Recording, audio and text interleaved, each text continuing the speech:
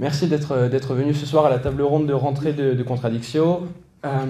Attaché au débat d'idées, au pluralisme, à la confrontation des idées, nous avons ce soir l'immense honneur d'accueillir parmi nous Vera Nikolsky à ma gauche et David Kayla à ma droite. Donc cette rencontre devrait permettre de donner à voir la complémentarité de vos ouvrages respectifs, de montrer les points d'accord qui peuvent jaillir, une certaine continuité qui peut exister entre vos deux ouvrages. Donc pour vous présenter succinctement, David Kayla, d'abord, vous êtes économiste, vice-doyen à la pédagogie à l'université d'Angers. À la faculté. À la faculté ? À la faculté de droit. À la faculté de droit d'Angers. D'économie et de gestion d'Angers. Oui, parce que vous savez qu'à l'université, on a les facultés, les universités. Oui. Enfin, on est vice-président quand on est à l'université, on est doyen ou vice-doyen quand on est au niveau de la faculté. Voilà. Bon, c'est une petite c'est dit. explication didactique du fonctionnement complexe de nos universités. Voilà. Alors, vous écrivez occasionnellement dans divers médias, notamment Le Temps des Ruptures, et vous collaborez depuis peu avec le média indépendant Elucide. Oui. Vous avez été membre, vous l'êtes encore actuellement, je crois, du conseil d'administration des économistes atterrés jusqu'à la mi-octobre. Alors, je le suis encore, a priori, jusqu'à la prochaine AG, mais on ne sait pas trop quand elle va arriver pour l'instant. Très bien. Plus récemment, vous avez consacré une série d'ouvrages au populisme, au néolibéralisme, sans jamais perdre de vue la variable européenne qui fait partie intégrante de vos ouvrages. Et vous avez d'ailleurs à ce propos signé pléthore d'ouvrages avec la regrettée Coralie Delhomme, notamment un ouvrage au titre, on pourrait dire provocateur, La fin de l'Union européenne, il y a quelques années de cela. En 2022, et c'est la raison pour laquelle nous allons vous interroger aujourd'hui au nom de Contradictio, vous avez publié un ouvrage que voici, Déclin et chute du néolibéralisme, dans lequel vous réalisez une sorte de genèse de la construction européenne, une histoire du monétarisme, une histoire du néolibéralisme, un terme qui est d'ailleurs parfois jeté à la figure, qui est utilisé à tort et à travers dans le débat public et sur lequel vous allez revenir aujourd'hui, vous allez pouvoir le décortiquer, l'expliquer, l'expliciter. Et je ne crois pas me tromper, cet ouvrage permet aussi de penser le post-néolibéralisme, car vous considérez qu'il faut d'abord et avant tout en comprendre les ressorts, les soubassements théoriques, avant d'envisager l'avenir, aussi sombre soit-il. Et ça fera d'ailleurs écho donc, à l'ouvrage de Vera Nikolsky. Vous êtes issu d'une famille de scientifiques, normalienne, titulaire d'un DEA de sciences sociales et d'un doctorat en sciences politiques. Vous êtes également haut fonctionnaire. En 2010, vous souteniez à la Sorbonne votre thèse de doctorat intitulée donc, National-bolchevisme et néo-eurasisme dans la Russie contemporaine, la carrière militante d'une idéologie. Aujourd'hui, toutefois, nous vous accueillons pour un ouvrage au titre un peu moins barbare pour le profane, sorti il y a quelques mois et intitulé donc Féminicène, que voici, les vraies raisons de l'émancipation des femmes, les vrais dangers qui la menacent. Et c'est un bouquin qui est sorti chez Fayard. C'est un livre d'inspiration matérialiste, on va y revenir évidemment à travers nos échanges, par lequel vous réhabilitez une forme de complexité, de nuance, bien souvent absente d'ailleurs des débats qui ont trait autour du féminisme, qui sont des débats bien souvent manichéens, bien souvent donc où la nuance fait totalement défaut. Et c'est pourquoi il va être question des interactions entre nature et culture, entre infrastructure et superstructure, et finalement de la tension qu'il peut y avoir entre matérialisme et idéalisme, pour le dire vite, et je pense que vous aurez l'occasion de revenir là-dessus. Et en bref, c'est un ouvrage qui donne finalement un coup de pied dans la fourmilière féministe et qui prend le contre-pied des idées reçues que l'on entend très souvent dans le débat public. C'est pourquoi ma première question est pour vous, Vera Nikolsky, de savoir tout d'abord qu'est-ce que tout simplement le féminicène, qu'est-ce qui a motivé l'écriture de votre ouvrage, en quoi est-il matérialiste, en quoi est-ce un féminisme matérialiste, et pourquoi tout un tas de détours à travers l'ouvrage par à la fois l'ère pré-industrielle et aussi la révolution industrielle qui a eu cours au XIXe siècle. Bonjour à tous. Ça marche? Ouais, il fonctionne? Oui. Le micro? Oui. Ouais. Ça a l'air. Tout d'abord, merci pour l'invitation, merci beaucoup. Je suis très contente d'être là, surtout en compagnie de David Kayla. Et toutes mes excuses à toute l'assistance, parce que, comme vous le voyez, je suis infirme aujourd'hui. Je ne suis pas contagieuse, je n'ai pas le Covid, mais j'ai eu une crève la semaine dernière et une extinction de voix. Et aujourd'hui, tout à l'heure, je me suis mise à tousser. Un truc un peu asthmatiforme, donc je vais beaucoup tousser, je vous prie de m'en excuser.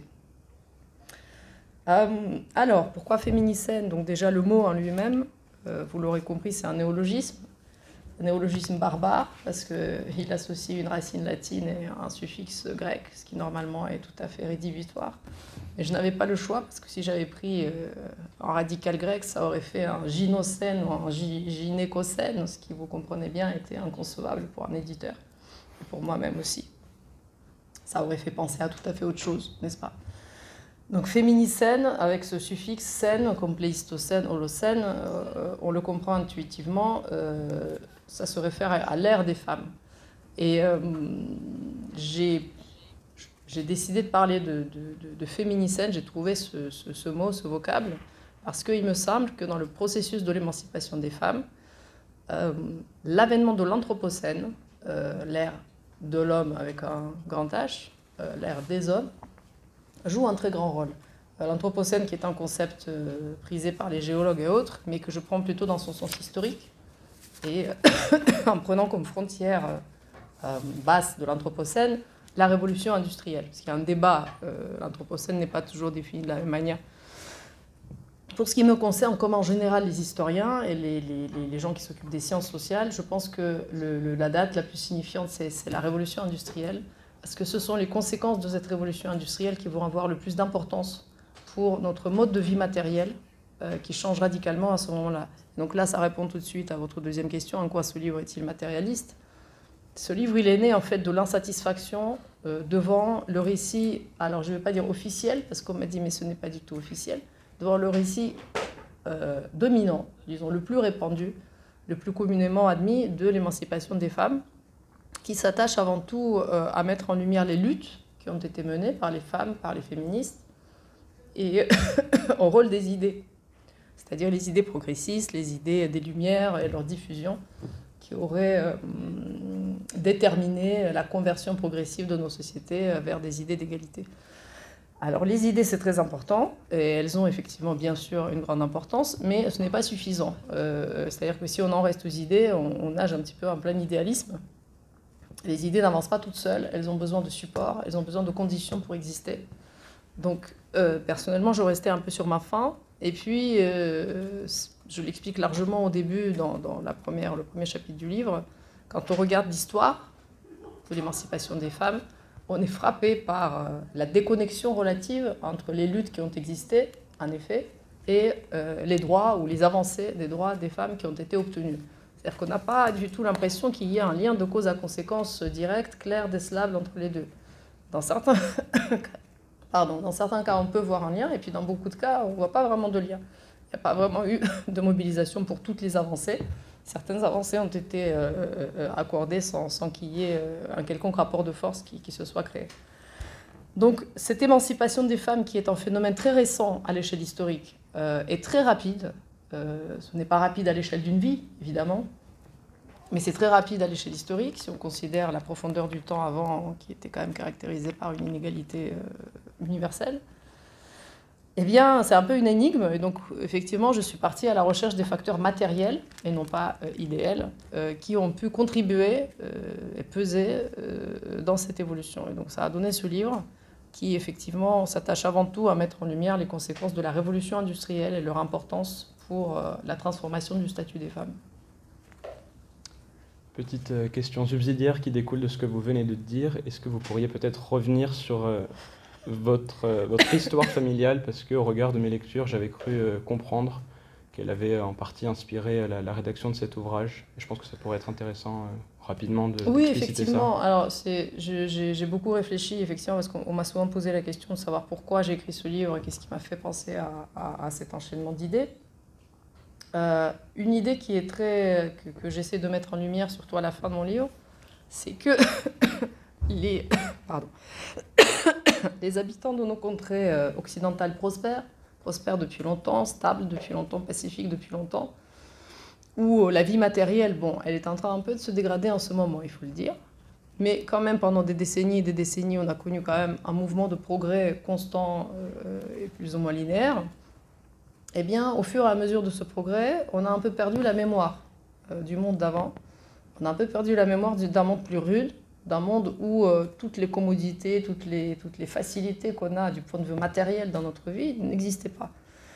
Et ce qui m'intéresse, moi, c'est que voilà, le monde a connu dans les 200 dernières années une transformation radicale du point de vue matériel. Et ce qui a peut-être dans mon histoire a pu me sensibiliser à cette question plus que une personne moyenne, c'est que je suis née ailleurs, je suis née en Union soviétique, qui était un pays également très avancé du point de vue matériel, bien que pas du côté des biens de consommation, mais du côté des équipements collectifs, etc., de la technologie, mais qui a connu une dégradation assez spectaculaire des conditions de vie dans les années 80, quand j'étais enfant, et puis finalement qui s'est effondré.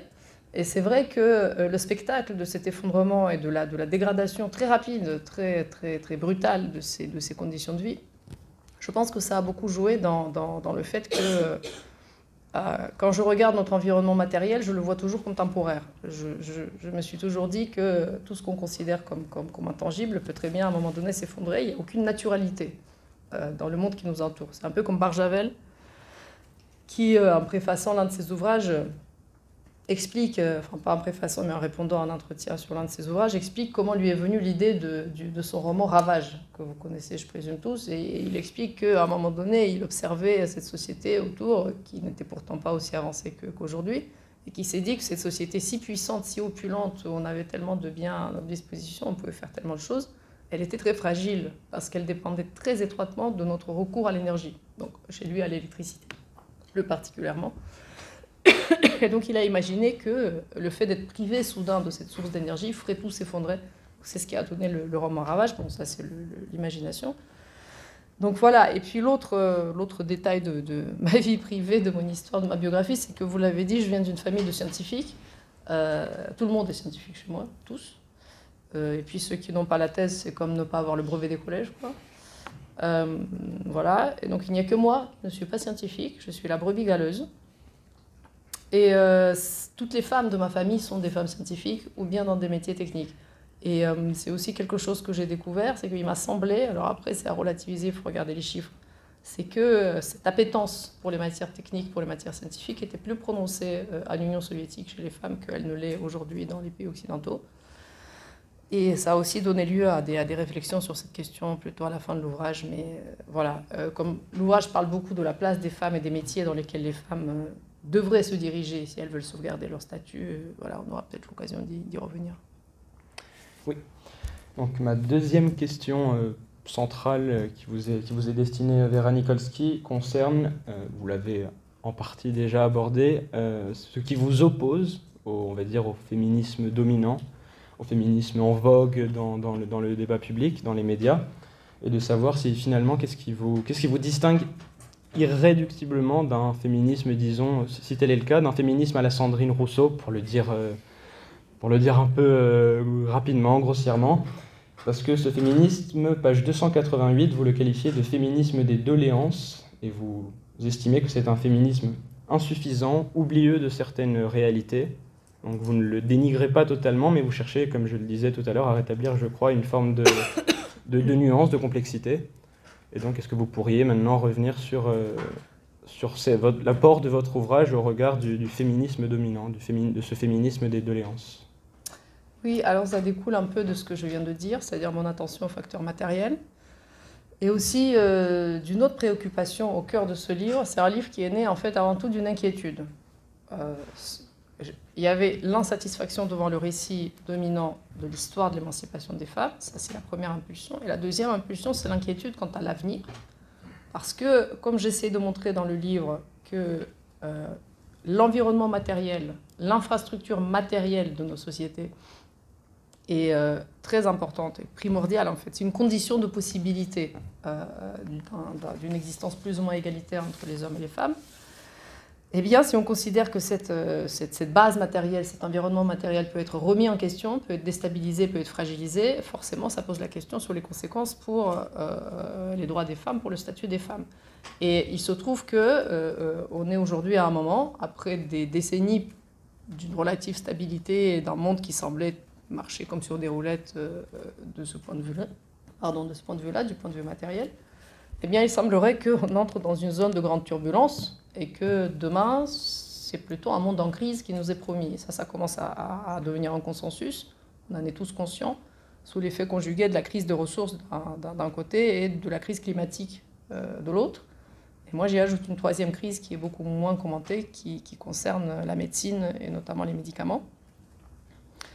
Bref, donc l'inquiétude devant cet avenir, qui ne me semble pas du tout partagée dans le féminisme actuel, qui se concentre beaucoup sur le présent, c'est-à-dire les problèmes de notre monde d'aujourd'hui, et c'est normal, évidemment, on se concentre toujours avant tout sur le présent, et qui propose de lutter dans ce monde-là, avec les armes de ce monde-là, contre les problèmes de ce monde-là. Point. Il me semble que...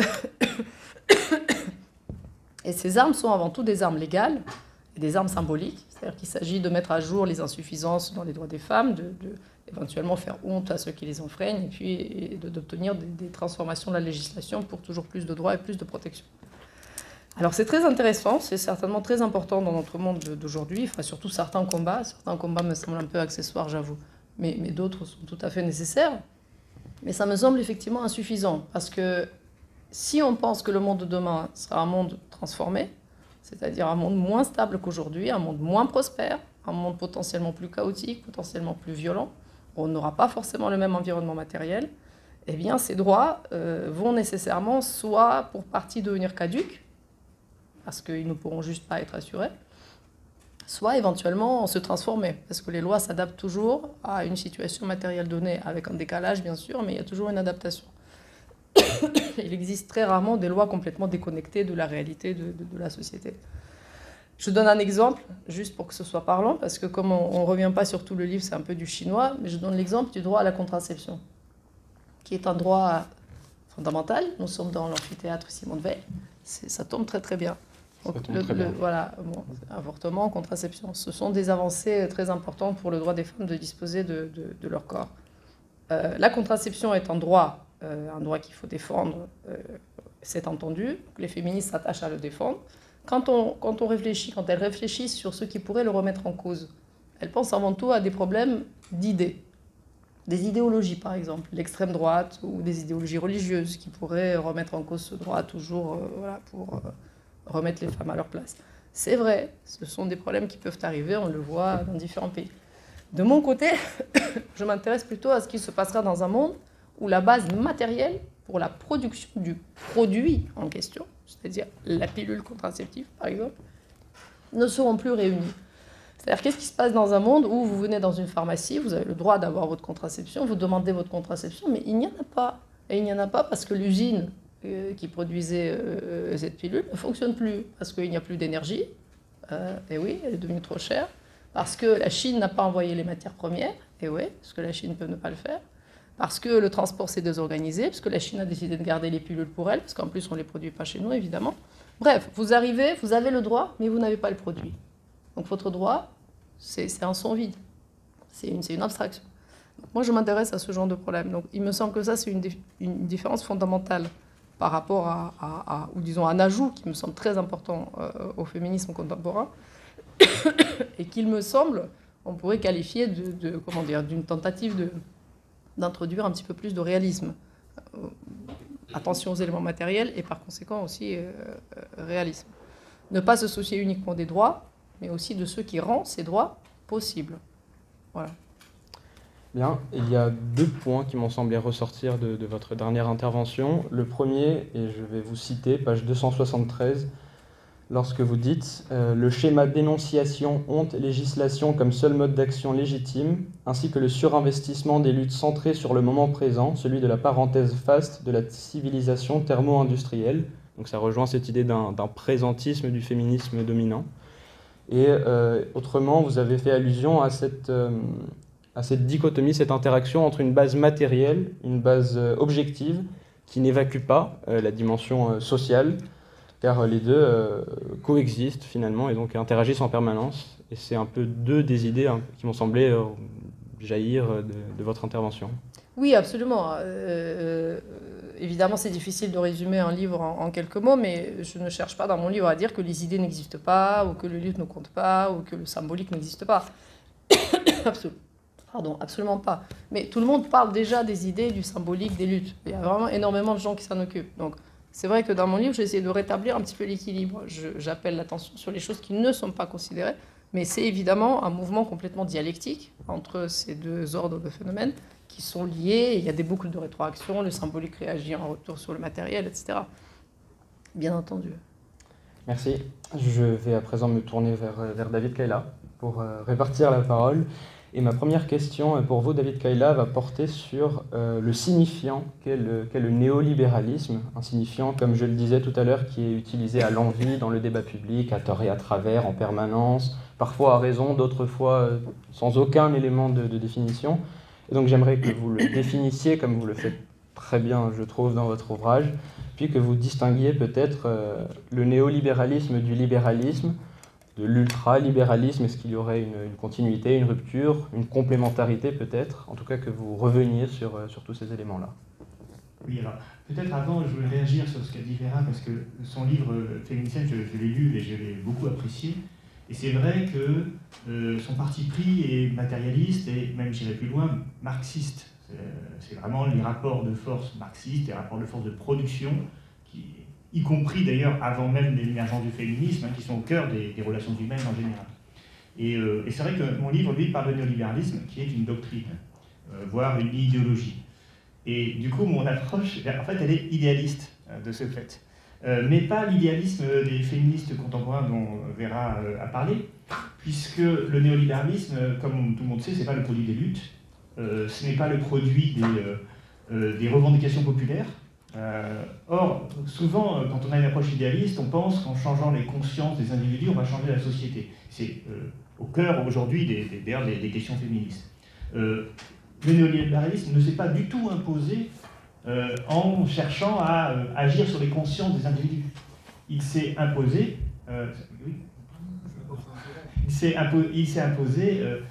par la conviction de certains économistes qui ont cherché à convaincre les responsables politiques, qui eux-mêmes ont fait des lois. On a complètement squeezé le peuple dans le néolibéralisme. Et c'est une fois que le néolibéralisme est devenu entièrement dominant que, eh bien, il a pu se propager ensuite dans la population. Et je trouve cette façon de relire l'histoire beaucoup plus pertinente. Je ne crois pas que les sociétés changent en convainquant le simple citoyen. Je pense au contraire que ce sont les institutions qui changent la société. Et parmi ces institutions, il y a l'idéologie des classes dominantes. Par ailleurs, je suis très heureux d'être ici à Sciences Po, puisque nous sommes au cœur de l'idéologie des classes dominantes ici à Sciences Po. Et d'ailleurs, c'est bien la première fois que je viens et que je suis invité à parler dans cette enceinte. Pourtant, ça fait un bout de temps que je fais des conférences. Et tout ça est normal, finalement. Alors, du coup, comment, parce qu'il ne faut pas me répondre à votre question, comment définir le néolibéralisme? Alors d'abord, vous avez dit qu'il faut le distinguer du libéralisme. Évidemment, c'est le cœur du propos. Parce qu'on n'a pas besoin d'avoir un mot spécifique néolibéralisme, si on n'est pas capable de réunir deux conditions. D'abord, que cette idéologie, cette doctrine se distingue du libéralisme, il faut donc en marquer les différences. Et puis, deuxième condition, il faut qu'il y ait une forme de cohérence quand même dans ces idées néolibérales. Parce qu'il y a beaucoup d'auteurs qui ont travaillé sur le néolibéralisme avant moi, et je leur dois beaucoup. Alors je pense en particulier à Serge Audier, qui a écrit plusieurs ouvrages sur le néolibéralisme. Sans doute le plus complet, c'est Néolibéralisme, une archéologie intellectuelle, publié en 2012 chez Grasset. C'est un ouvrage de 700 pages que j'ai lu de bout en bout, j'ai pris plein de notes, en plus les pages sont assez denses chacune, donc ça en a pris du temps, mais c'est un travail absolument magnifique. Et le problème, c'est que Serge Audier arrive à la conclusion que le néolibéralisme n'existe pas. Alors il y a des arguments pour ça, c'est-à-dire qu'il explique que en fait, les auteurs qui se qualifient eux-mêmes de néolibéraux, parce que contrairement à ce qu'on croit, il y en a eu en tout cas, ils ont quelque part, ils ont explosé.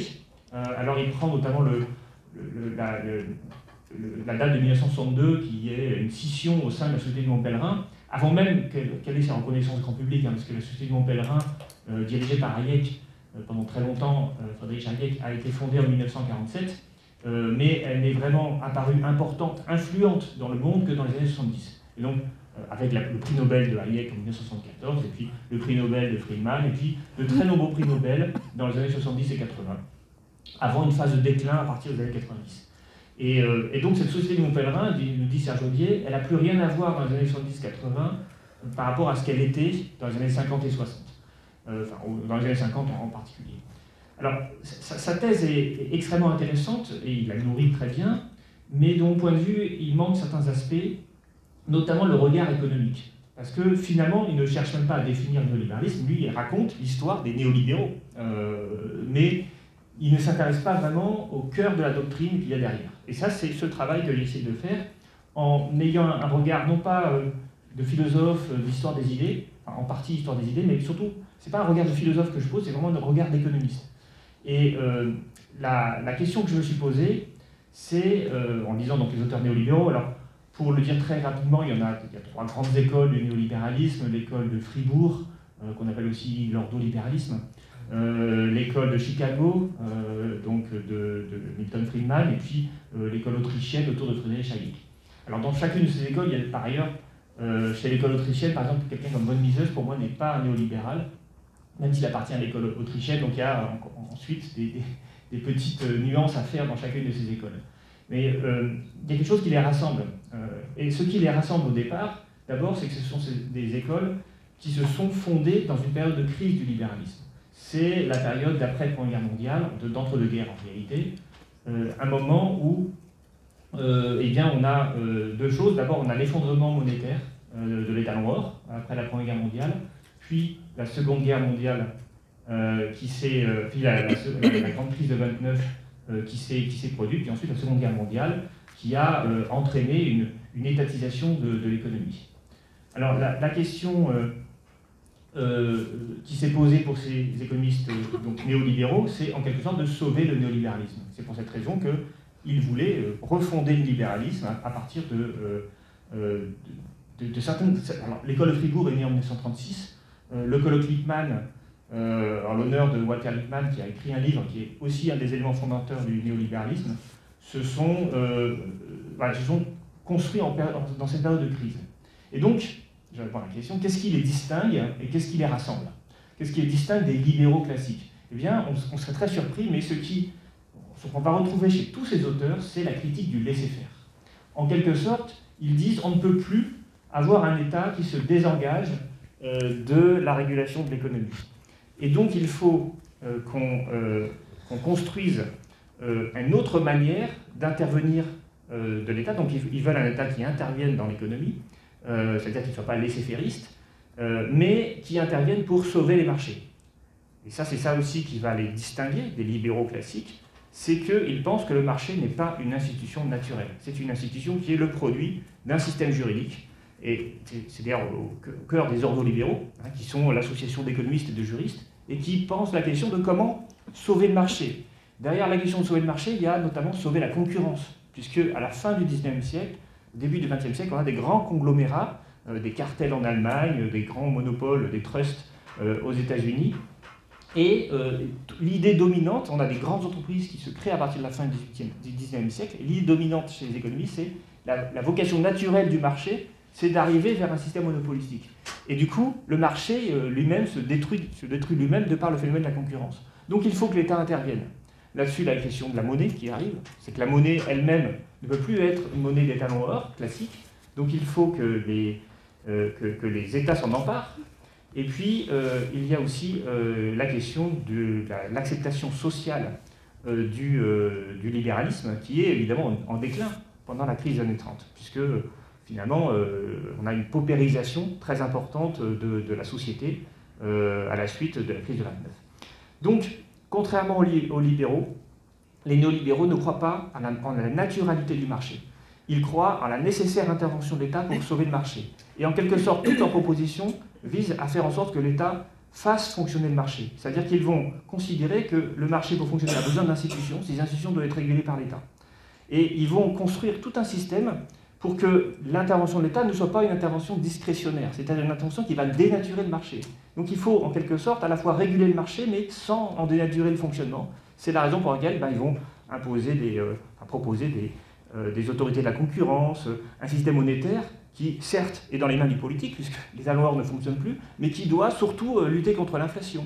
Et puis même la question de libre-échange, alors là, qui rassemble libéraux et néolibéraux, ils sont tous libre-échangistes, mais les néolibéraux ne croient pas que le libre-échange vient de l'absence de règles, d'où l'OMC, d'où les traités de libre-échange, d'où tout un ensemble de régulations. Quand on regarde un traité de libre-échange signé par l'Union européenne, c'est un pavé énorme. Hein. Donc c'est pas l'absence de règles, en fait. C'est la construction d'un système de règles pour organiser le libre-échange, parce que rien, en fait, de leur point de vue, est naturel. Là, je termine pour un exemple très concret, parce que je suis en train de terminer le livre d'Aurélien Bernier, qui vient de sortir sur l'énergie hors de prix. Aurélien Bernier, c'est un ami, et il a écrit cet ouvrage, et il raconte comment on a construit le marché européen de l'électricité. Et le marché européen de l'électricité, il n'a absolument rien de naturel. C'est un produit totalement néolibéral.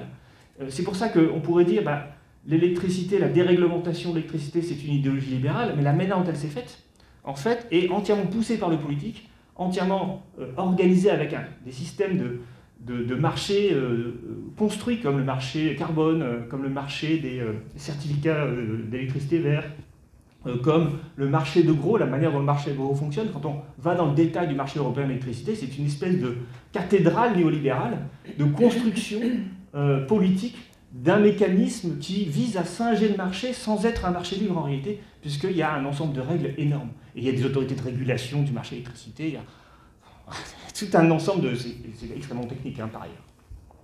Voilà, donc c'est ça le néolibéralisme. Alors, je termine sur un élément quand même dont je vais parler qui est au cœur de l'ouvrage, c'est que c'est le principe du prix de marché. C'est-à-dire que le marché, pour les néolibéraux, n'est pas un espace d'échange, c'est un lieu où se construisent les prix. Et c'est la fonction première du marché pour les néolibéraux. Et donc il faut construire tout cela, il faut avoir un État et des règles qui créent, on va dire, par le politique, des marchés dont la vocation première n'est pas de faciliter les échanges, mais d'organiser un prix. Et une fois qu'on a ces prix, on a des mécanismes d'incitation et on a une régulation de la société. Voilà, donc tout ça, évidemment, est écrit par les néolibéraux eux-mêmes. Hein. Hayek, Mises, alors Mises qui n'est pas néolibéral encore, mais dans les années 20, sur la question du prix. Mais ensuite, on a des gens comme Eugène Fama, dans les années 70, qui va dire qu'un marché est parfait lorsque le prix intègre toute l'information, et efficient lorsque le prix intègre toute l'information disponible. Ça, c'est la vision commune des économistes aujourd'hui, qui est au cœur du néolibéralisme. L'idée de la régulation par les prix, mais encore faut-il que les prix ne soient pas le produit d'une décision politique, mais le produit des rapports de force sur un marché, quitte à ce que le marché soit créé par l'État. Merci, merci David Kayla pour votre réponse. Et donc ce qui me semble ressortir, c'est cette idée d'un signal prix et d'une mise au service d'un État qui est au service du marché pour le réguler, l'encadrer par l'entremise de normes, de règlements, de directives et autres. Et cette idée aussi le terme est un peu barbare, d'un mieux d'État pour justement un meilleur marché. Donc c'est une complémentarité entre l'État et le marché. Et on peut retrouver, il n'est pas présent aujourd'hui, mais ça peut compléter ce que vous dites très bien dans votre livre, un petit que sais-je qui est sorti il n'y a pas longtemps sur le néolibéralisme d'un professeur à l'université de Genève, Bruno Amable, économiste, donc pour compléter ce que vous venez de dire. Ma question suivante, elle va porter davantage sur la construction européenne et en particulier sur les travaux, et vous y faites allusion dans votre livre, sur les travaux de Raoui Abdelal, qui est un professeur à Harvard, si je ne dis pas de bêtises, et qui a beaucoup travaillé sur justement le rôle du politique, le rôle qu'a joué la gauche française en particulier dans l'élaboration de ce système européen néolibéral, et qui marque une distinction entre internationalisation et mondialisation financière, donc si vous pouviez revenir dessus, expliciter, et peut-être évoquer aussi la place de l'Allemagne dans l'ensemble européen, et en quoi la partie liée avec la déprise industrielle de la France, entre autres. Et ça fera aussi trait à vos ouvrages avec Coralie Delhomme. Oui, alors je ne sais pas s'il est à Harvard, je crois qu'il enseigne en Angleterre, mais je peux me tromper. À Oxford peut-être alors. Oui, peut-être. J'ai un doute également. Là je ne m'en souviens plus, dans ma tête il était anglais, et enseignant en Angleterre, mais je peux me tromper, il faut vérifier. Oui, alors il a été très, très connu parce qu'il a inventé le terme consensus de Paris. Et son ouvrage, alors il a écrit d'abord un article en français qu'on trouve sur Cairn, justement sur le consensus de Paris, et puis il a publié un livre en anglais qui a été traduit, je crois que très récemment, enfin moi je l'ai lu en anglais, je ne sais plus trop ce qu'il en est de la version française, sur comment est-ce que la globalisation financière a été conçue, dans son article et dans son livre, par des socialistes français, plus Michel Camdessus, qui n'est pas socialiste, mais qui était quand même nommé par Mitterrand, à la tête du FMI. Alors, son travail, moi j'ai trouvé passionnant, parce que c'est un travail d'historien, hein, pas un travail d'économiste. Il allait interroger les acteurs, alors Jacques Delors,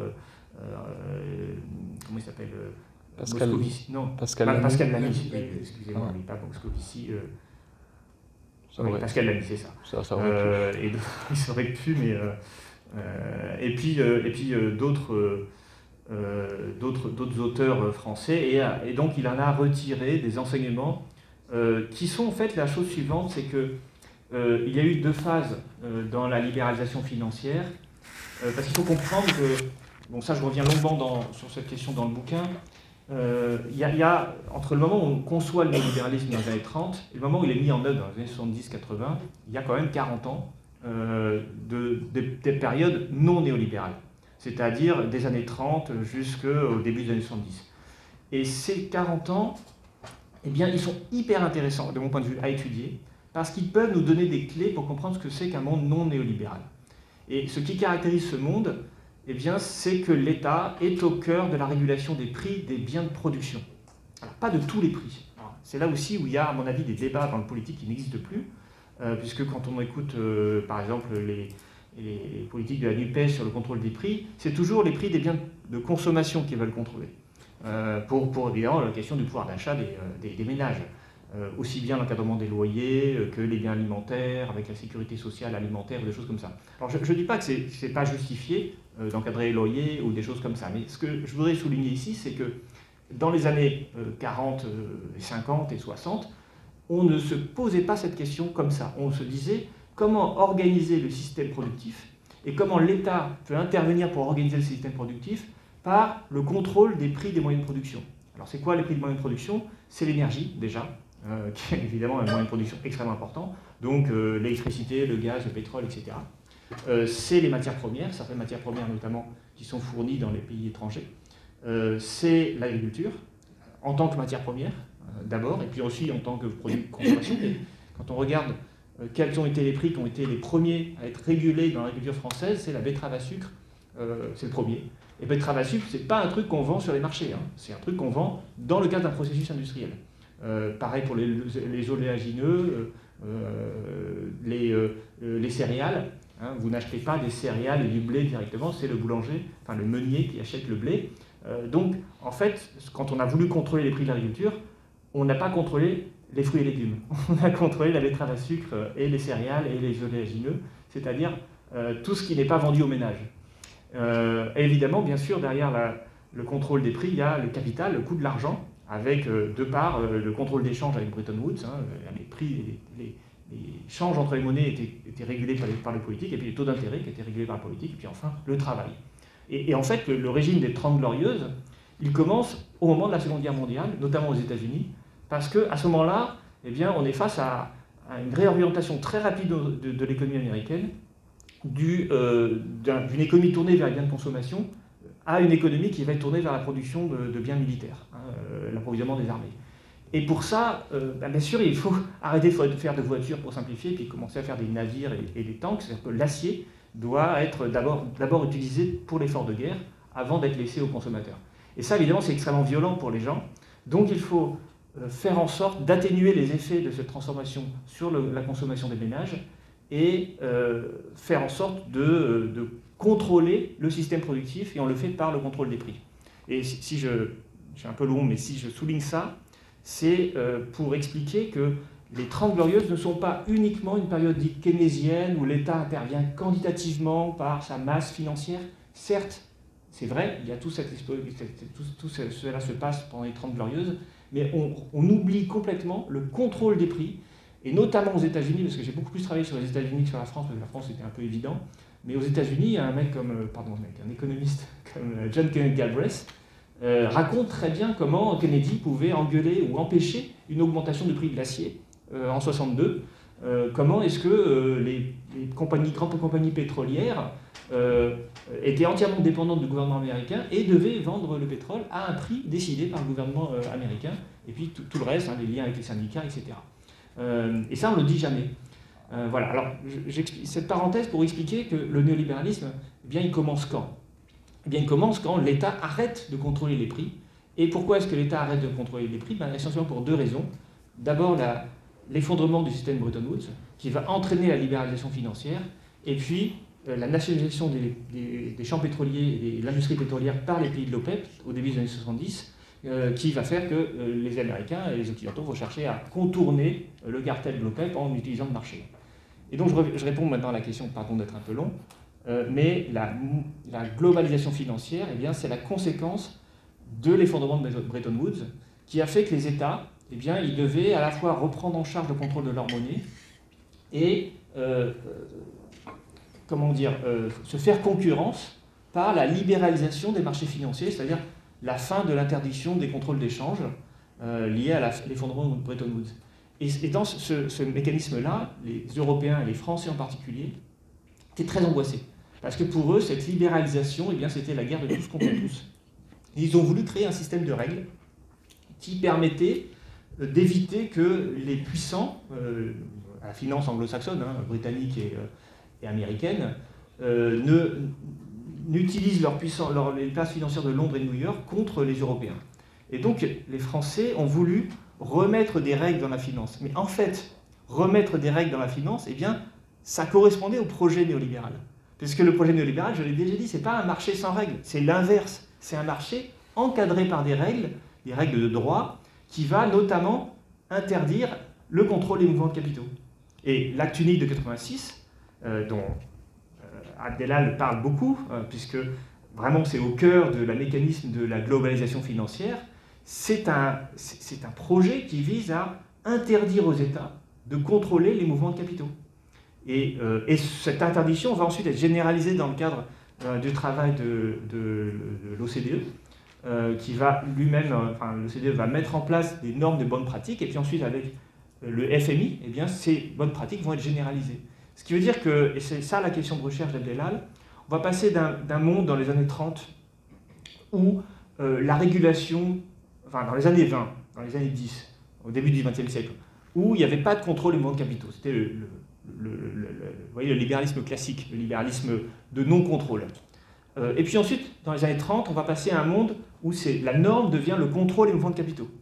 Et puis enfin, dans les années 70, progressivement, on va arriver, et puis dans les années 80, d'abord dans les années 70, on va revenir sur une absence de régulation, et puis très vite, on va vouloir harmoniser, réorganiser et néolibéraliser la finance par l'introduction de règles qui vont permettre la libre circulation du capital. Et la question que se pose Abdelal, c'est pourquoi est-ce qu'on change comme ça de système d'organisation de la finance, alors que les économistes ne peuvent jamais démontrer la force, la pertinence et l'efficacité d'un système par rapport aux autres. En fait, le moment où la finance est très contrôlée, c'est un moment très efficace au niveau du point de vue économique. C'est les périodes des 30 glorieuses. Donc c'est pas une question. Il n'y a jamais de preuve d'efficacité de l'absence, de l'introduction de la libre circulation de capital, mais on le fait pour des raisons idéologiques. Donc je reviens sur le caractère idéaliste ici de ce type de proposition.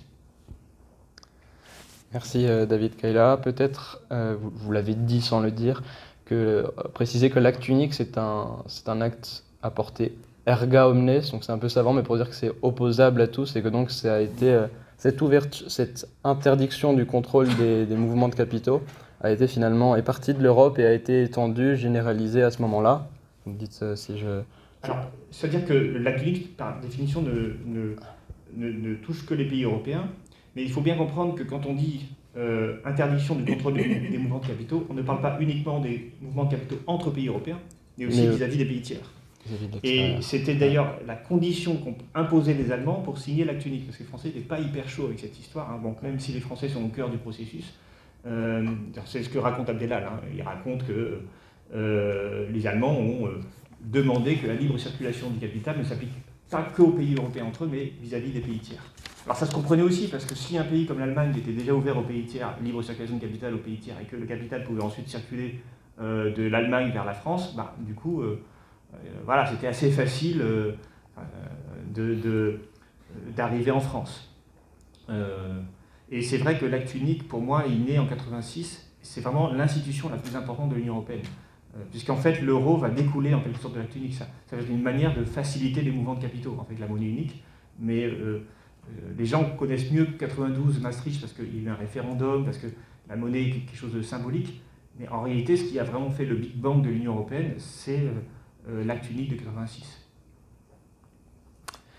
Je vais me tourner vers Vera Nikolski pour une dernière question pour vous, puis une dernière ensuite pour David Kayla.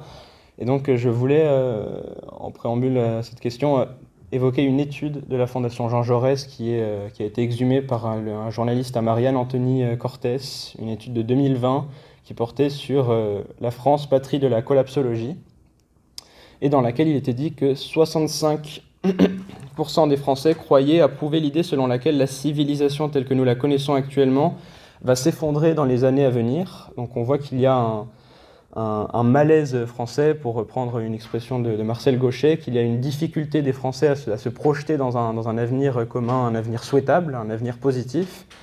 Et au regard de votre ouvrage, il y a un certain fatalisme qui m'a paru ressortir. Et donc je voulais savoir, vous, comment vous vous situiez par rapport à cette morosité ambiante. Est-ce que vous la partagez? Est-ce que vous la faites vôtre? Et aussi vous demander ce qu'est concrètement votre féminisme du fer, celui dont vous parlez dans votre livre, un féminisme à la tête froide, vous dites, page 16, qui veut remettre de la rationalité, et donc au regard de ça, que penser de la décroissance, tout simplement? C'est beaucoup de questions.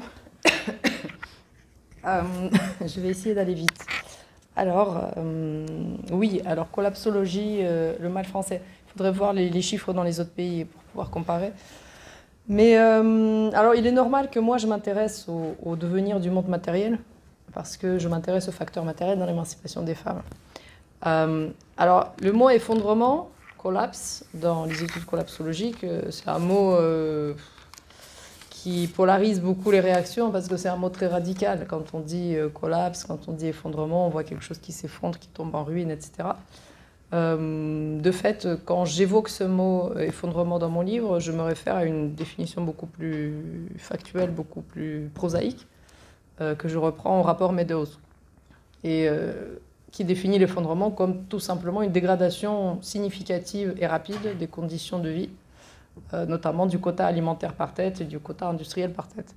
C'est-à-dire, en gros, un monde en contraction assez rapide. Donc, après, il y a une très grosse marge. Qu'est-ce que c'est une contraction très rapide? Où commence l'effondrement? Où s'arrête la détérioration? Alors, mon livre, un peu comme le rapport Meadows, toute proportion gardée, hein, restons modestes, n'est pas une espèce de prédiction. Hein. Je ne suis pas Madame Soleil, je ne suis pas Madame Irma. C'est une exploration d'hypothèses. J'essaie d'explorer les hypothèses de l'évolution de ce monde matériel, de notre environnement matériel, et de voir ce que ça va signifier pour les femmes. Alors, j'ai discuté depuis la publication de ce livre avec des gens qui sont prospectivistes, qui s'occupent beaucoup justement de la prospective, de l'évolution de tous ces facteurs matériels dans la perspective de la raréfaction des ressources, de la crise climatique. Et ils m'ont fait remarquer, effectivement, que j'explore dans mon livre une espèce de scénario médian.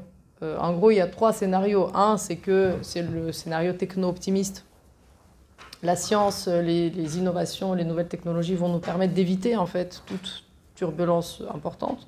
La géo-ingénierie va réduire le rayonnement du soleil, et puis on va trouver des sources d'énergie alternatives, on va maîtriser la fusion, puis tout se passera comme sur des roulettes grâce en plus aux lois du marché, et finalement on va à peine sentir la transition vers le monde de demain.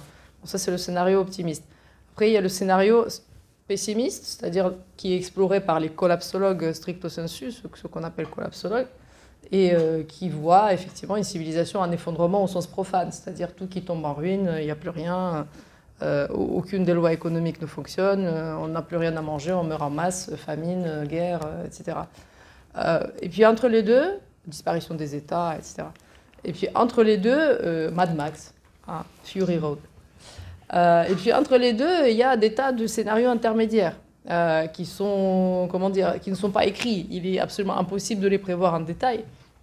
D'une part parce qu'on ne sait pas exactement comment tous les paramètres physiques vont varier. D'ailleurs, les prédictions du GIEC lui-même varient d'une année sur l'autre, ils sont toujours différents.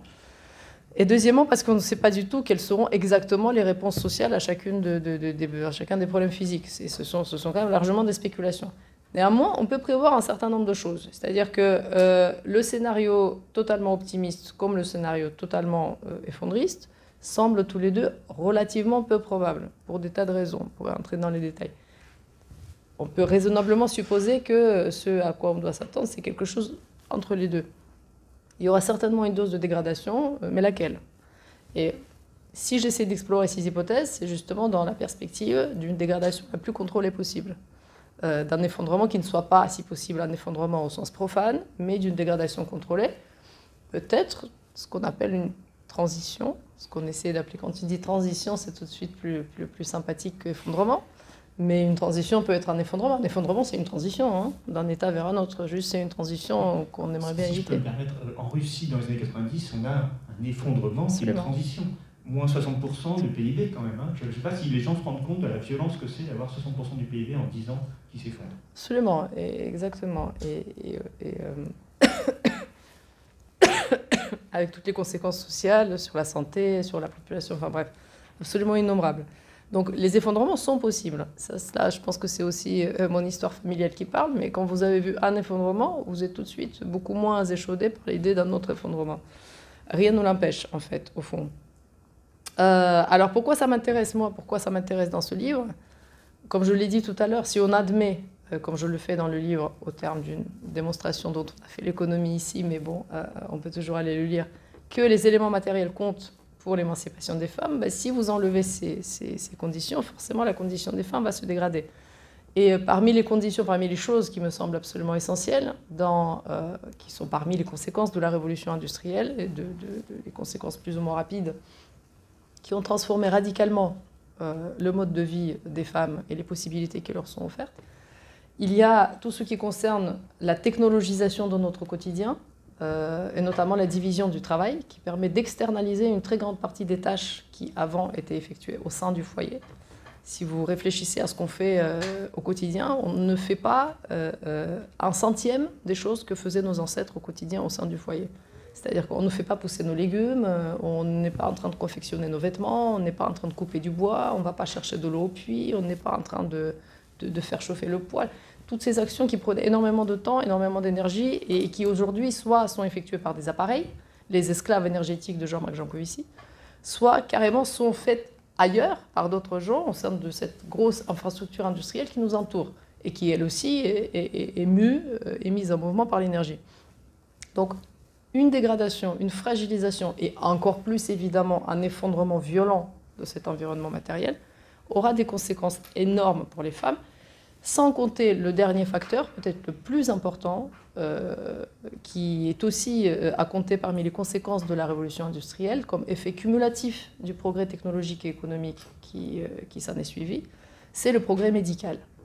Et le progrès médical a été totalement central et crucial pour les femmes, avant tout pas par le biais de la contraception et de l'avortement qu'on met souvent en avant, qui sont un peu la cerise sur le gâteau, qui arrive très tard d'ailleurs, quand l'essentiel est fait, déjà l'essentiel des droits sont déjà accordés, mais par l'effondrement de la mortalité infantile, qui est un facteur qu'on n'évoque pas souvent quand on parle des droits des femmes, mais l'humanité a vécu depuis la révolution néolithique, en gros, et jusqu'à la révolution industrielle, sous ce qu'on appelle le régime démographique traditionnel, qui était caractérisé par un très grand nombre de naissances et malheureusement un très grand nombre de morts d'enfants.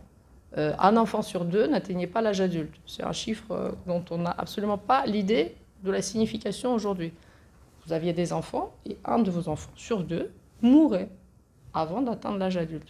Donc, pour espérer avoir 2 ou 3 enfants en bonne santé, qui vont prendre soin de vous plus tard, quand vous serez vieux, parce que les retraites n'existaient pas non plus, il vous fallait faire combien d'enfants? On fait une multiplication dans la tête, alors au moins 6. Mais alors, bon an, mal an, si les virus sont virulents, ça peut être un petit peu plus. Donc 7, 8, c'est mieux. Et 10, vous êtes bien à l'abri du besoin. Bon, 10 enfants dans la vie féconde d'une femme, on calcule, entre les grossesses, les allaitements, etc., combien d'années ça reste pour faire des études à Sciences Po et lancer une start-up et mener une vie professionnelle épanouie? Pas énormément d'années. Donc l'importance de ce facteur est énorme. C'est-à-dire que la pilule, la contraception, le slogan « un enfant si je veux, quand je veux », tout ça n'a de sens que dans un monde où les enfants qui naissent, vivent. Un enfant qui naît, c'est un enfant qui va vivre. Dans ce cas-là, si on est sûr que l'enfant qui naît va vivre, on peut en faire un, on peut en faire deux, et on peut planifier d'en faire un à 30 ans, à 33 ans, à 35 ans, pourquoi pas, parce qu'on sait qu'une fois qu'on en aura un, eh bien, il va vivre. Et en plus, on a la retraite, donc à la limite, on peut ne pas en faire du tout. On est d'accord? Bon, donc, un monde, pour moi, en contraction, un monde où notre environnement matériel est remis en cause, c'est un monde dans lequel ce sont ces facteurs, le devenir de ces facteurs qui m'intéressent dans cette dégradation.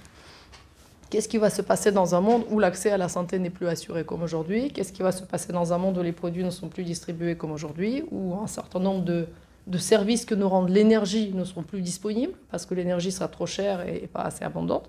Eh bien, c'est un monde dans lequel il est fort à parier qu'une partie de la division sexuelle du travail qui a caractérisé le gros de l'histoire humaine risque de refaire surface. Et ce ne sont pas les droits qui vont l'en empêcher, parce que ce sera la réalité matérielle du monde qui nous empêchera de faire autrement. Parce qu'il ne faut pas penser que nos ancêtres étaient plus bêtes que nous. Hein. Je pense que si nous sommes mis à peu près dans les mêmes conditions qu'eux, on ne fera pas forcément mieux. Donc c'est ça qui est la base de mon inquiétude. Alors après, qu'est-ce que je pense de la décroissance? C'est ça que vous avez dit. La décroissance, c'est un peu le rêve de ne pas vivre un effondrement, mais de vivre une vraie transition choisie à la place d'un effondrement subi. Organisons ça pour avoir une transition viable, une transition douce, souhaitable, telle qu'on la veut. Le problème de la décroissance, c'est qu'on ne sait pas exactement, on ne sait pas bien si elle est faisable. D'abord parce que l'humanité n'a jamais eu à organiser une décroissance. Aucune société humaine, jusqu'à aujourd'hui, n'a eu à se poser la question. Et si on décroissait, les gars, là, si on diminuait notre production, si on essayait d'avoir moins, c'est une question qui est totalement absente de toute l'histoire de l'humanité. Donc l'humanité n'est absolument pas préparée et on n'a aucun exemple auquel se référer. Donc on fait de la spéculation. C'est vraiment une expérience grandeur nature. C'est passionnant. Les historiens du futur pourront en faire leur chou gras. Mais nous, pour le moment, on est un peu dans le doute. Alors il y a la faisabilité technique. Est-ce que c'est possible techniquement de vivre de façon satisfaisante avec moi? Mais ensuite, il y a la faisabilité économique et l'acceptation sociale. Et là, si je peux me permettre, j'aimerais renvoyer à l'excellente critique que David Kaila a fait du livre de Timothée Paric, qui est consacré à la décroissance et qui montre que du point de vue économique, ce n'est pas clair du tout comment, lorsqu'on décroît, on peut préserver le bien vivre ensemble et la convivialité qui quand même sont au cœur de la théorie de la décroissance. Et puis politiquement et sociologiquement aussi. Moi, je suis sociologue à la base. Donc, si vous imaginez un monde dans lequel il faut diviser le PIB par 4, par 5, ou par combien déjà il faut le diviser pour que ce soit soutenable, pour que ce soit viable, alors là, pour rendre ça acceptable, surtout dans un seul pays, je pense que les gens ne se rendent pas compte. Ça demande une bonne centaine de milliers de gardes rouges à tous les carrefours. Énormément de gens en prison. Une transformation totale du système économique, des classes sociales, du tout en fait. C'est peut-être souhaitable, mais c'est à voir en tout cas. C'est vraiment une question compliquée. J'avoue que j'aimerais pas être à la place des gens qui vont prendre cette décision. Voilà. On conclura comme ça, Vera Nikolski. David Kaila, donc dernière question pour vous. Et pour ouvrir cette question, j'aimerais m'appuyer sur un tweet dont vous êtes l'auteur, où vous faisiez allusion à une chronique d'Arnaud Le Parmentier dans Le Monde, il y a quelques semaines, quelques jours, je ne sais plus, dans laquelle il était question de l'écart de PIB entre l'Europe et les États-Unis, qui est désormais de 80%, et qui montre donc, et vous le rappelez dans votre tweet, qu'il ne s'agit pas de faire du PIB et de la richesse un but en soi, une fin en soi, mais de questionner tout de même les causes et les conséquences de ce décrochage économique de l'Union européenne, de l'Europe. Et c'est pourquoi ma question, elle va porter sur deux David Kaila, le David Kaila optimiste et le David Kaila pragmatique, peut-être. Le David Kaila optimiste, c'est celui qui, à la fin de son ouvrage, parle d'un agenda pour une économie démocratique et vous essayez de dresser un message d'espoir. Tandis que le David Kaila plus pragmatique, c'est celui qui avertit quant à une sortie précipitée du modèle néolibéral. Parce que oui, si vous en dressez les contours et en montrez les limites, vous ne plaidez pas pour autant en faveur d'une sortie trop rapide du néolibéralisme. Et en tout cas, vous montrez la complexité du processus. Et c'est pourquoi ma question va porter sur le post-néolibéralisme. Est-il souhaitable? Est-il possible? Et sur, comme je le demandais à Vera Nikolsky, sur la décroissance. Les travaux, par exemple, de Serge Latouche, sur lesquels vous revenez sur les réseaux sociaux. Est-ce que la décroissance, donc comme pour Vera Nikolsky, est souhaitable, est possible? C'est une grande question. C'est une Alors, vaste sur question. la question du post-néolibéralisme, effectivement, c'est toute la conclusion qui fait quasiment un chapitre entier dans l'ouvrage, puisque c'est une très longue conclusion. Alors, je ne recommande pas, en fait, je ne suis pas dans une démarche de recommandation. Je suis plutôt, comme Vera d'ailleurs, dans une démarche d'analyse prospective, puisqu'on ne sait pas ce que l'avenir sera, et moi, je pense que les économistes qui font des prévisions se trompent toujours, donc je ne ferai pas de prévision. Par contre, ce qui m'intéresse, c'est de m'appuyer sur les travaux de certains économistes, certains chercheurs en fait, plus largement, qui essayent de voir dans le cœur du néolibéralisme actuel des tendances qui vont, un peu le phénomène dialectique dont parlait Vera. La dialectique, c'est un concept marxiste qui montre que tout système change, évolue. Il évolue sous la force de ses propres contradictions. Et il y en a des contradictions dans le néolibéralisme, il y en a beaucoup. Et ça a été beaucoup étudié par beaucoup d'auteurs. Et l'une des conséquences, alors, il y a deux conséquences qui ont été étudiées par certains auteurs que j'étudie, dont je rends compte, c'est d'une part un effondrement institutionnel, c'est-à-dire que le néolibéralisme, il attaque l'État, il attaque la légitimité de l'État, il faut émerger du populisme, donc ça c'était l'objet de mon précédent ouvrage sur le néolibéralisme et le populisme. Et à l'issue de ce processus de délégitimation des institutions, eh bien, on pourrait arriver vers une société totalement désinstitutionnalisée. Et donc évidemment, on ne peut pas être favorable à ça, parce qu'une société désinstitutionnalisée, ce que analyse Wolfgang Strick, le sociologue allemand de l'école de Francfort, c'est une société sans société. C'est une société avec des individus en concurrence les uns avec les autres qui ne sont plus capables d'agir collectivement. Quelque part, c'est Mad Max, pour le coup.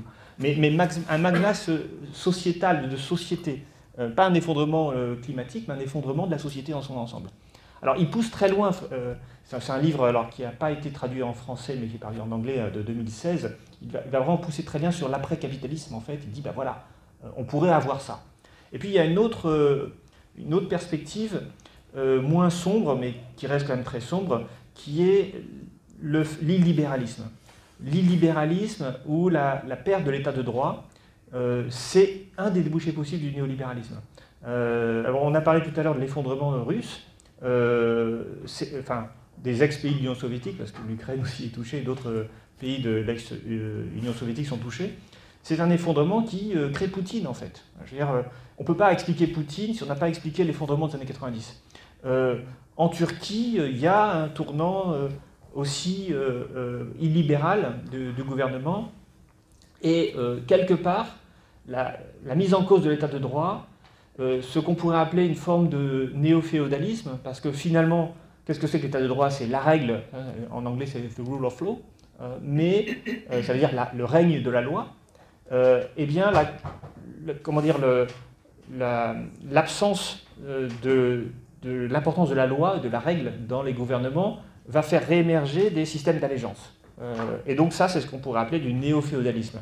Et il y a beaucoup d'auteurs qui l'ont analysé, et celui qui l'a le mieux analysé, c'est sans doute, l'un des mieux analysés, c'est Alain Supiot, dans La gouvernance par le nombre, et puis dans un certain nombre de ses interventions, c'est un juriste. Cédric Durand aussi étudie, donc c'est un économiste, qui est lui aussi à Genève d'ailleurs, qui travaille sur l'économie numérique, et qui voit dans l'émergence de l'économie numérique les retours de systèmes néo-féodaux. Et d'ailleurs, alors il n'en parle pas, ça c'est sa lecture qui m'a fait penser à ça, c'est les plateformes se substituent au marché. C'est-à-dire qu'on voit à la fois la disparition du marché comme outil de régulation de l'offre et la demande, puisque une plateforme comme Uber ou comme Amazon ou comme la plupart des plateformes numériques, c'est elle qui décide, qui remplace le marché en fait. Elle organise la coordination de l'offre et de la demande et elle décide des prix. C'est-à-dire que c'est plus les individus qui négocient librement, c'est une plateforme privée qui remplace le marché et qui est gérée par un algorithme obscur et sous contrôle d'une entreprise privée. Et ça, eh bien, ça va faire émerger des rapports de force. En gros, le marché, c'est un espace public, et on arrive dans des transactions qui sont organisées par un espace privé, et sous le contrôle d'une personne. On n'a qu'à voir ce que Elon Musk fait de Twitter. Hein, eh bien, c'est plus du néolibéralisme, là, on est dans autre chose. Alors, la question ensuite qui est posée, c'est... donc moi j'oppose à ces deux systèmes évidemment qui ne sont pas hyper réjouissants, hein, l'effondrement institutionnel et puis le néo-féodalisme, c'est pas des perspectives que je pense géniales pour l'avenir, mais c'est probable. Voilà. Alors je ne dis pas qu'il ne faut pas sortir du néolibéralisme, parce qu'en fait pour éviter ça il faut sortir du néolibéralisme, il faut sortir avec une économie démocratique. Qu'est-ce que ça veut dire une économie démocratique? C'est repenser la place respective du marché et de l'État, enfin de l'État, de l'autorité politique. Ce n'est pas forcément l'État qui gère le marché. Alors, je ne vais pas ici faire tout l'agenda parce que ça serait un peu long. Je vous renvoie à la lecture de l'ouvrage sur cette conclusion. Mais c'est vrai que il faut repenser les choses en profondeur. Et donc, la question qui va se poser et qui nous oblige aujourd'hui à sortir du néolibéralisme, c'est bien sûr le changement climatique. Puisque finalement, qu'est-ce que c'est que la réponse au changement climatique? Eh bien, c'est une forme d'économie de guerre. Non pas qu'on va faire la guerre aux gens, mais j'ai dit tout à l'heure que l'économie de guerre, c'était la bifurcation du système économique, d'un système économique orienté vers les biens de consommation, vers un système économique, un système productif qui va produire des armes pour fournir l'armée. Eh bien, cette réorientation très rapide de l'économie américaine, elle a dû impliquer bien un État extrêmement interventionniste qui régule les prix des biens de production, et puis même globalement, en fait, pendant l'économie de guerre, on va bien au-delà des biens de production, parce qu'on régule quasiment tous les prix pour organiser ça. Et donc, je pense que cet enseignement de ce qui s'est passé pendant l'économie de guerre, et puis de manière atténuée ensuite pendant les 30 Glorieuses, eh bien, ça explique un peu ce qu'il faut faire quand on veut prendre sérieusement la réorganisation du système productif.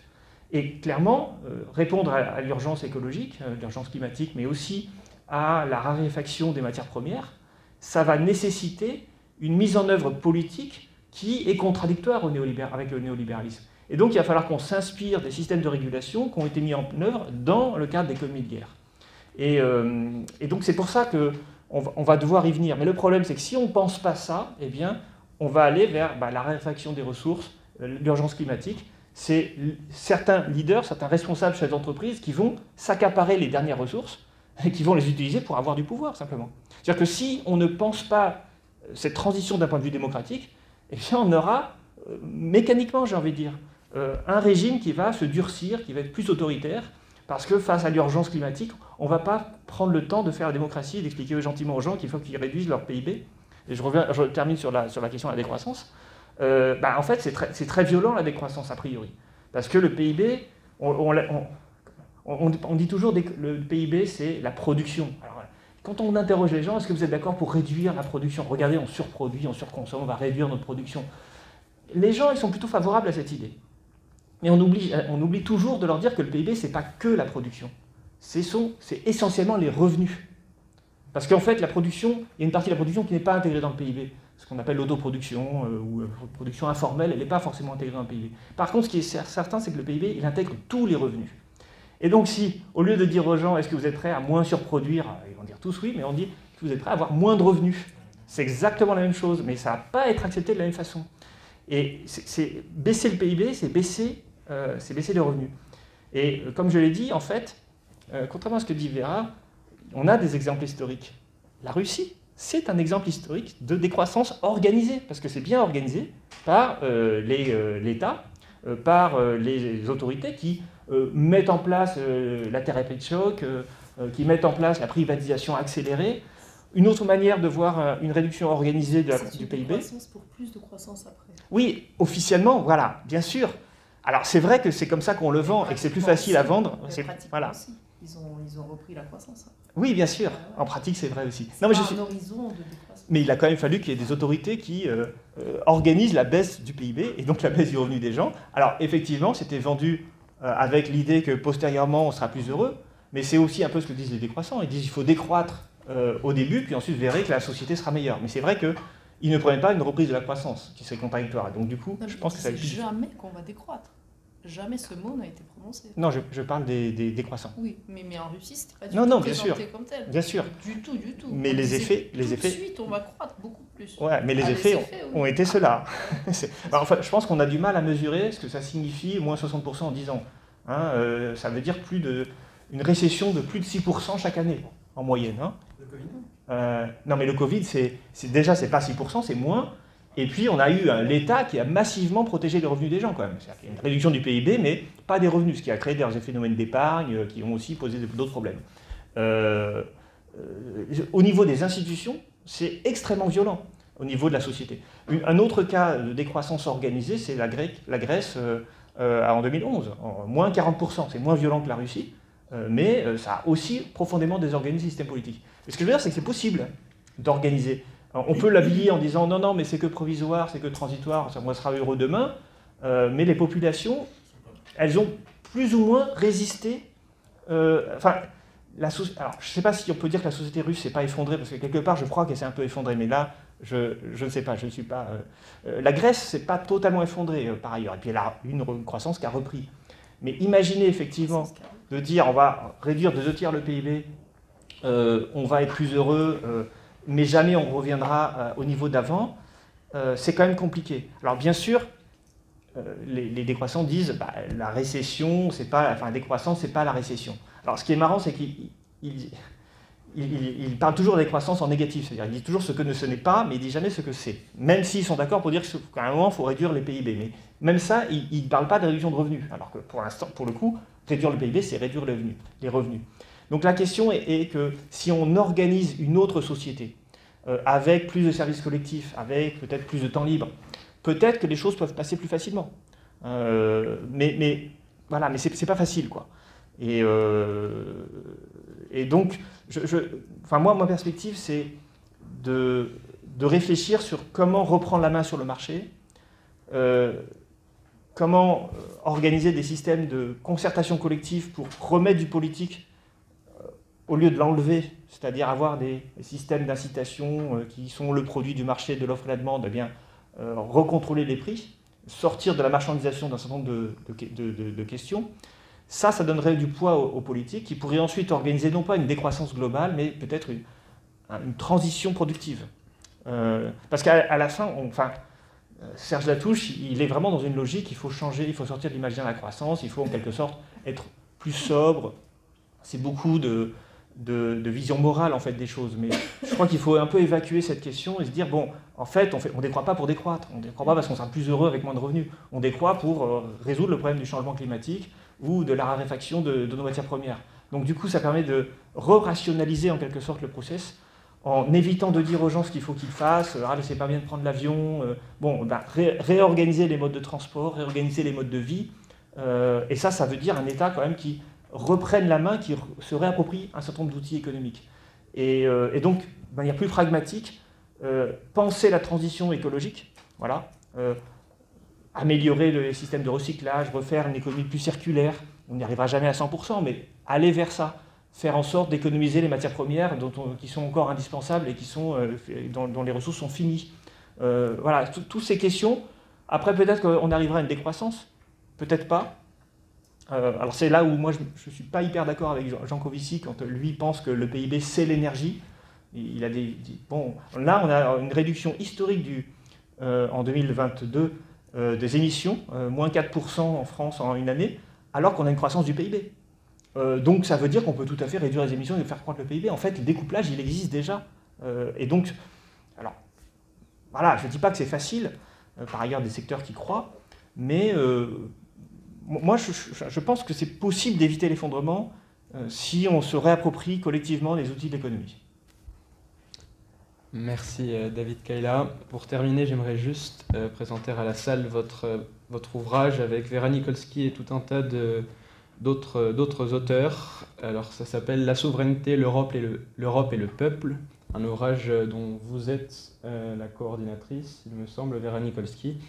Et justement, David Kayla, il consacre un chapitre encore au néolibéralisme, donc ça peut être l'opportunité, si ça vous intéresse, de revenir plus en profondeur sur la question. Il y a aussi des écrits de Marcel Gauchet, Stéphane Rosès, Emmanuel Morel, Henri Guénaud et d'autres. Et donc, C'est en mémoire de Coralie Delhomme. et c'est évidemment en mémoire de la regrettée Coralie Delhomme, brillante essayiste. Donc à présent, je vais, si vous le souhaitez, vous donner la parole si vous avez des questions pour Vera Nikolsky et pour David Kayla, peu importe. Il y en aurait un milliard après tout ce qui a été dit. Il me semble qu'il y a des gens qui savent gérer la décroissance un peu, c'est les urbanistes d'Allemagne de l'Est, enfin d'ex-Allemagne de l'Est, qui ont appris de fait à gérer une contraction du tissu urbain. Donc peut-être qu'il y aurait quelque chose à apprendre d'eux, parce que est-ce que il me semble que dans ces conditions, on ne devrait pas consacrer une bonne partie de la recherche scientifique, économique, à savoir comment on gère une situation où l'énergie décroît, parce que sur le PIB, ce qui est dit, la question qu'on ne pose pas, c'est qu'est-ce qu'on produit dans le PIB, parce que d'un côté, il y a les trucs dont on a vraiment besoin, l'agricole et l'industrie, enfin pour les biens de consommation, et de l'autre, il y a tout le vague secteur qu'on appelle les services, qui comportent des trucs parfois tout à fait inutiles. On voit une croissance de ça, mais on ne sait pas vraiment si ça apporte du mieux vivre, qui en fait, je crois que c'est David Graeber qui appelle ça le secteur informationnel, qui fait tous les bullshit jobs, etc. Donc la question, un peu générique là-dessus, il faudrait faire une thèse ou 10, c'est comment on apprend comment on bâtit une société nouvelle dans ce contexte-là. Comment l'économie, comment on apprend à sortir du néolibéralisme, à mieux s'en sortir aussi bien que possible dans ce contexte-là, en combinant la baisse de l'énergie disponible qui conditionne un peu nos vies de tous les jours, puisqu'en fait, on n'a pas de... Sans énergie, j'aimerais bien voir ce que va devenir le PIB si on n'a plus de pétrole, quoi. L'économie, c'est l'énergie transformée en énergie. Ouais, tu veux répondre? Non, moi je vais te laisser répondre. Je voulais juste revenir sur parce que ça, c'est dans le sillage de la question. Ce que tu as dit sur les exemples de décroissance, et notamment l'exemple russe, la croissance était dès le départ le but, et d'autre part, les gens qui avaient le pouvoir, qui allaient avoir l'argent, qui étaient en train de l'acquérir, avaient tout intérêt à cette transition. C'est-à-dire qu'en jeu, il y avait beaucoup de sous. Les sous à gagner. Et les sous à gagner étaient du côté de cette solution. Ils n'étaient pas dans le maintien du système socialiste. Ils étaient dans la transition vers le système libéral capitaliste. Dans un monde qui doit décroître réellement à long terme et de façon irréversible, quel est l'intérêt des personnes qui ont le pouvoir, qui ont l'argent et dont le but structurel est de faire de l'argent? C'est comme ça qu'est constitué le système capitaliste. C'est on investit, on a un retour sur l'investissement. Qui a intérêt à la décroissance, à part l'humanité, etc., les fleurs, tout ça? Mais où sont les intérêts qui vont être capables? Comment persuader ces gens-là? Pour moi, c'est un mystère total. Parce qu'encore, pour persuader la population, on peut imaginer leur montrer plein de films didactiques et puis, bon, je ne sais pas, leur distribuer des bonbons. Mais alors, ou des drogues. Mais alors, les personnes qui ont réellement partie liée avec le fonctionnement de ce système, je ne comprends pas. Donc je peux parler. J'ai ma petite idée. Juste pour rebondir, oui, moi je me posais juste la question, est-ce que la décroissance est possible? Est-ce qu'elle a jamais été mise en œuvre? Je vais juste dire que du point de vue matériel, elle a été mise en œuvre. Après, avec un discours, un enrobage idéologique très très différent de ce que propose les décroissants. Mais on ne peut pas dire que ça n'a pas existé, c'est juste ça que je voulais dire. Après, c'est la raison pour laquelle je ne crois pas à la décroissance, ce que tu viens de dire. C'est-à-dire que pour le faire accepter par la population, ça va être très compliqué. Pour le faire accepter par les dirigeants, ça va être encore plus compliqué. Et j'ai dit, moi je crois que seuls les dirigeants, en fait, peuvent transformer les institutions. Ben oui. Les gens ne transforment pas les institutions. Même s'ils sont 90% à être pour la décroissance, ce qui d'ailleurs n'est pas le cas, ils ne vont pas réussir à agir s'il n'y a pas dans les élites cette volonté d'organiser la décroissance. Maintenant, ce que dit Jean-Paul ici, c'est quand même que la décroissance sera subie. Voilà. C'est là où on peut discuter, parce que je trouve qu'il y a une vision un peu naïve de l'économie, personnellement. C'est un peu mécanique, un peu ingénieur. Voilà. Le PIB, c'est l'énergie, mais en fait, on voit que ce n'est pas toujours aussi simple que ça. Mais lui dit, en fait, la décroissance, elle va arriver parce qu'on n'aura plus accès à des matières premières. Et donc après, la question, c'est si la décroissance est la conséquence d'une incapacité de s'approvisionner en énergie, en matières premières, et d'une désorganisation du système productif mondial, alors il va bien falloir l'organiser, et sans doute que là, pour le coup, les élites n'auront pas le choix. Et là, on revient sur l'idéalisme matérialiste, c'est-à-dire que là, je vais faire le côté matérialiste, et que quand il n'y a plus les conditions matérielles pour la croissance, du coup, il n'y a plus de croissance. Et même si on n'a pas envie et qu'on croit, non, il faut croître, de fait, on ne croit pas quand même, quoi. Mais moi je crois que, bon, je ne sais pas, mais je ne suis pas absolument convaincu par l'analyse de Jean Covici, même si je pense qu'il a des arguments. Pour répondre à la question, en fait, je ne sais pas si j'ai plus ou moins répondu, mais le changement, pour moi, ne peut se faire que non pas par le peuple, en cherchant à convaincre les citoyens, même s'il y a dans une démocratie la nécessité de prendre le pouvoir, mais par l'action qu'on peut avoir sur ceux qui ont vraiment le pouvoir. Voilà. En fait, faut pas avoir une vision naïve de la démocratie, quoi. La démocratie, c'est un ensemble institutionnel complexe, avec des citoyens qui veulent des choses, des institutions qui ont d'autres intérêts parfois, qui se mêlent, qui ne sont pas toujours homogènes. Il ne faut pas croire que les élites, entre guillemets, sont d'accord sur tout. Il y a plein de contradictions. Par exemple, sur le marché européen de l'électricité, c'est clairement pas une revendication qui a été faite par la population. Jamais on a dit que ça serait génial de libéraliser EDF, les marchés d'électricité. Jamais les citoyens n'ont manifesté pour ça. Et en même temps, il y a aujourd'hui des contradictions. Quand on voit ce que dit le MEDEF aujourd'hui, il dit quelque part le marché européen de l'électricité ne fonctionne pas, alors qu'ils ont été les premiers à le vouloir. Et par exemple, Macron serait hyper populaire s'il disait on va déjà renationaliser EDF, c'est passé crème, il n'y a pas eu de souci, même s'il n'a pas fait forcément pour les bonnes raisons. Il dirait écoutez, on sort du marché européen de l'électricité, il gagnerait beaucoup de points de popularité en fait, chez tout le monde. Bon, pourquoi il ne le fait pas? Parce qu'il est convaincu d'un côté qu'il faut s'entendre avec les Allemands, que l'Union européenne c'est l'avenir. Donc je crois qu'il y a aussi des freins dans les convictions. Voilà, c'est pas simple. En fait, il n'y a pas de méthode pour changer la société. Non, en fait, ma question, c'était pas sur la méthode pour changer la société, c'était sur ce qu'il faudrait faire, produire un modèle, en fait. Alors, c'est moins un modèle qui, concrètement, fonctionnerait... non, mais c'est pas possible, ça. Alors, moi, j'essaye de proposer, donc je n'en ai pas parlé, j'ai pas le temps, mais un agenda, c'est-à-dire quelques grands principes pour proposer un autre modèle. En gros, la question, c'est comment organiser les marchandises, comment organiser la répartition de choses qui ne sont pas des marchandises, comme les matières premières, la question climatique. Voilà, mais à part poser des grands principes, on ne peut rien faire d'autre, parce que en fait, après, c'est toute une architecture institutionnelle qui doit se mettre en place et qui est le produit de compromis complexes entre les différentes composantes de la société. Si on arrive à dire...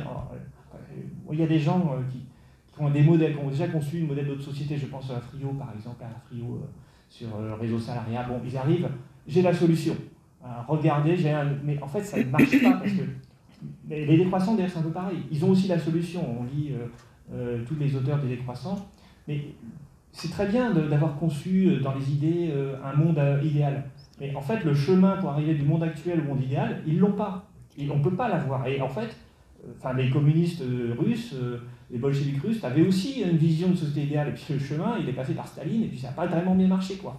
Donc, moi, je pense qu'il faut être beaucoup plus modeste, il faut juste poser quelques grands principes, et puis chercher à trouver des arrangements institutionnels parmi les composants de la société. Une, puis derrière. Donc, je voulais juste finir sur ça, un mot. À mon avis aussi, je suis désolée, je pense comme Jean Covici, qu'il y aura une décroissance subie, qu'elle soit très forte, brutale ou un peu moins forte, mais il y aura une certaine décroissance subie. Je ne vois pas comment c'est possible, sinon dans l'état de finitude des ressources. Ce qu'on peut faire probablement, c'est essayer, pendant qu'on est dans cette décroissance subie, de la contrôler un peu, de la canaliser au mieux qu'on peut dans chaque situation concrète. Je ne pense pas du tout qu'on va passer par des solutions utopiques. Nous allons programmer une décroissance comme ci, comme ça, ça ne va jamais se faire pour cette raison qu'on ne va pas en convaincre les gens qui sont aux commandes. Et l'autre possibilité, si la décroissance subie est vraiment très brutale, oui, ça s'effondre un peu pas mal, ça fait très mal. Et après, peut-être, oui, on va pouvoir inventer de nouvelles formes. Mais après, pas avant. Avant, ça ne va jamais se passer. Rendez-vous dans 50 ans. si on est vivant. En tout cas, merci pour Moi, je compte bien vivre après 90 ans. Moi aussi. Pas de souci. En tout cas, merci pour votre intervention. C'est possible, j'aurais peut-être 3 très courtes. Très courte, il nous reste 10 minutes. Très courtes. Et il y a une question encore après, et peut-être une dernière. Ok, donc 2 questions après. Ouais. Okay. Ma première question pour Madame Nikolski, c'est est-ce que vous faites-vous en parallèle entre le développement de la société de consommation et l'émancipation féminine? La société de consommation, c'est un produit du développement du capitalisme.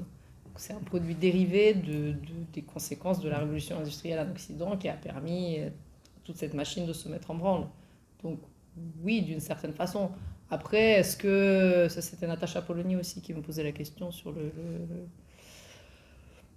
en tout cas, non, je ne l'explore pas spécialement. La société de consommation, c'est une société d'abondance qui participe à l'abondance de tous ces objets de consommation qui arrivent dans chaque foyer et qui sont à la disposition de chaque famille. Donc, de ce point de vue-là, c'est une société de confort, une société de confort matériel que nous connaissons. De ce point de vue-là, oui. Mais après, non, pas du point de vue philosophique ou ontologique, en tout cas, non. J'ai juste une question très rapide. Dans ce cas-là, c'est sur le néolibéralisme. Est-ce que pensez-vous pas que le néolibéralisme est une idéologie à travers notamment Milton Friedman, une justification morale par l'oligarchie de s'accaparer de bonne partie des richesses sans avoir à en assumer les responsabilités? Le rôle de l'État, en fait, c'est plus tu gagnes, pas tu perds. Oui. Moi, je suis trivial, mais si on résume, j'ai parfois l'impression, bon, je ne sais pas si vous partagez cet avis-là, que c'est une justification morale d'une certaine élite, parce que c'est le thème qui a poussé Milton Friedman, on sait quels sont les sponsors, voilà. Eux, ils avaient quand même un intérêt, ils avaient parlé d'une certaine influence. Pendant les 30 Glorieuses, ont-ils pas saisi l'occasion pour récupérer le pouvoir et selon vous, bon, pour moi, c'est une justification morale d'une certaine élite. Oui, alors, il y a des auteurs qui disent ça, qui disent que le néolibéralisme n'est que un élément dans la bataille politique, mais les deux sont pas incompatibles. C'est-à-dire que moi, ce qui m'intéresse, c'est le néolibéralisme tel qu'il a été conçu par les auteurs néolibéraux eux-mêmes. Et eux, ils n'ont jamais dit qu'ils construisaient une doctrine au service des puissants. Mais en même temps, ça n'empêche pas que les puissants s'en emparent pour les soutenir et l'utiliser. Mais comme il y a beaucoup de gens qui ont écrit là-dessus, moi je n'ai pas voulu du tout écrire là-dessus. J'ai voulu avoir une perspective histoire des idées, la mise en œuvre de ces idées par les lois, sans m'intéresser aux ces questions d'intérêt, parce que je veux aussi prendre le néolibéralisme au sérieux dans sa conception théorique. Parce qu'il faut aussi comprendre que, y compris à gauche, on était néolibéraux. C'est-à-dire que ce qui est important de comprendre, c'est qu'il y a y compris des gens qui, sincèrement, je crois à leur sincérité, je pense qu'il faut croire à la sincérité des gens, il faut croire à la force des convictions, qui voulaient aider la gauche, aider le peuple, les classes populaires, et qui ont mis en œuvre des solutions néolibérales, sans comprendre qu'en réalité, ils n'aidaient pas forcément le peuple. Friedman, on était conscient quand même que ça favorisait. Friedman, je crois qu'il y a plusieurs Friedman par ailleurs, mais je pense qu'il était convaincu par ses idées, mais qu'évidemment, ça ne l'embêtait pas d'aller parler du miracle chilien sous Pinochet, d'être financé par tout un ensemble d'entreprises, mais parce qu'il voulait gagner en influence en fait. Mais je crois qu'il était quand même au départ convaincu par ses propres idées. Par exemple, Hayek, clairement c'est un type qui croit en ses idées. Il n'a pas monté la Société Mon Pèlerin juste pour gagner de l'argent. D'ailleurs au début ça ne marche pas bien. Non mais pas lui. Oui, mais ces gens-là qui ont conçu ces idées, ils avaient des vraies convictions. Par exemple, les ordolibéraux, ils ont eu un énorme courage, puisqu'ils ont combattu l'hitlérisme sous Hitler quand même. Donc, faut pas juste réduire. En fait, ce que je veux dire, c'est que bien sûr qu'on peut dire que le néolibéralisme, c'est l'idéologie des classes dominantes, mais je trouve que si on réduit les néolibéralismes à ça, finalement, le débat d'idées, il n'a plus beaucoup d'intérêt.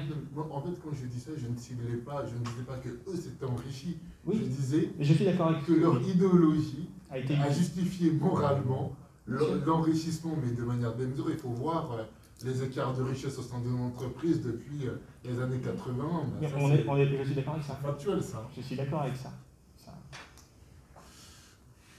Juste très bref. J'avais une question de base pour Michaela, mais je pense que ce que vous avez dit, c'est quand même assez. Enfin, ça rejoint pas mal. C'était. L'année j'ai eu la chance d'avoir un cours avec Wendy Brown, qui elle définit plus. Enfin, c'est plus une approche sociologique et sciences politiques du néolibéralisme. Et elle le définit, si j'ai bien compris, comme une espèce de logique, une forme de rationalité logique qui se diffuse à travers la société et qui en vient à toucher la plupart des sphères qui sont de base de l'économie, mais qui en viennent à être régies par des normes économiques. Et je pense que ça peut être intéressant de rajouter ça, à la fois ce que vous avez dit sur l'intérêt que les gens ont à agir pour une décroissance, ou du moins pour engager un mouvement en dehors de cette société d'abondance dans laquelle on va. Moi, je suis très très pessimiste quand en tout cas moi, je trouve très pertinent l'idée de cette raison néolibérale diffuse. Quand on y croit, je ne vois pas comment les gens changent de ce mode de pensée qui les pousse à consommer plus et à investir en eux-mêmes avant tout. Je serais intéressé d'avoir votre avis là-dessus. Alors, Wendy Brown, donc je la cite et je vous invite à lire l'introduction de l'ouvrage, parce que c'est à ce moment que j'en parle. Évidemment, je ne pouvais pas faire l'impasse sur sa pensée. En réalité, c'est une pensée qui est issue de Foucault, de Michel Foucault, dans lesquelles on va retrouver Dardot et Laval, qui sont aussi sur cette même ligne. Donc c'est ce qu'on appelle les approches foucaldiennes du néolibéralisme. Alors, je l'ai pris en compte, en même temps c'est pas mon approche, je le dis très clairement. Je ne sais pas que ce qu'ils disent est inintéressant, mais moi je veux poser un regard non pas sociologique et philosophique, Wendy Brown est une philosophe, mais plutôt un regard d'économiste. Maintenant, quelqu'un comme Serge Audier, qui est lui aussi un philosophe, il est extrêmement critique vis-à-vis de l'approche foucaldienne, et je vous invite à lire ses arguments parce que je pense qu'ils sont intéressants. C'est un peu lui qui m'a convaincu de... Alors Foucault, je le cite aussi, et par ailleurs il y a des choses intéressantes dans ce qu'il dit, mais j'ai pris un peu de distance avec Foucault sur le néolibéralisme, et notamment, l'argument qui m'a vraiment convaincu chez Serge Audier, c'est qu'on ne peut pas comprendre la financiarisation de l'économie, qui est quand même un des aspects les plus importants du néolibéralisme, avec une vision à la Foucault. Et Wendy Brown, évidemment, n'en dit absolument rien. Alors que si on a la définition que je préfère du néolibéralisme, c'est-à-dire l'État au service du marché dans son objet d'organiser les prix, alors là on comprend tout à fait la logique qu'il y a derrière la financiarisation. Voilà, c'est pour vous répondre. Après, ça n'enlève rien aux apports de Wendy Brown, c'est juste que c'est pas mon approche et voilà, et je la justifie parce que mon objet n'est pas celui-là. Non. C'est très bien. Très bien. Donc deux dernières questions, il nous reste 5 minutes. Merci pour ces échanges hyper intéressants. Peut-être une question pour chacun de vous et après peut-être une question plus globale. Mais du coup, d'abord, je me demandais sur l'économie démocratique dont vous parliez. Est-ce que ça peut se rapprocher de ce que Polanyi, je crois qu'il exprimait comme terme d'économie de la réciprocité? Parce que du coup, ça serait cet entre-deux ou justement une nouvelle forme. Et justement, vous disiez qu'on aurait peut-être après le néolibéralisme une concurrence entre les individus. Et pour moi, c'est plutôt le néolibéralisme qui accentue cette concurrence entre les individus, entre chacun dans ce dépassement de soi, de concurrence et tout ça. Justement, est-ce que cette économie de réciprocité ne pourrait pas être une solution et de plus de coopération, justement, qu'on pourrait imaginer un peu en dehors de l'État ou du marché, ou au contraire, est-ce que ça s'impliquerait dedans? Peut-être après sur votre thèse, Véronique Kolski, je me demandais s'il y avait un parallèle qui pouvait se faire avec aussi peut-être l'abolition de l'esclavage, où on disait que c'était aussi permis par la machine à vapeur, qui avait justement permis d'industrialiser tous ces travaux, et un risque aujourd'hui avec l'effondrement, la perte de la raréfaction des ressources, on pourrait avoir aussi une augmentation de la précarisation du travail, comme on le voit actuellement, et qui pourrait peut-être toucher ceux qui vivent les discriminations aussi aujourd'hui et les renforcer. Voilà. Et peut-être un peu plus généralement, quelle place des services publics vous verriez dans une économie décroissante qui serait planifiée ou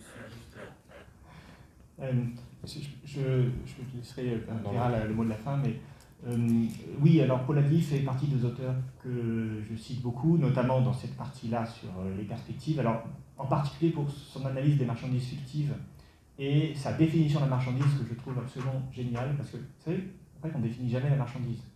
Et Polanyi la définit, il dit c'est tout ce qui a été produit dans le but d'être vendu.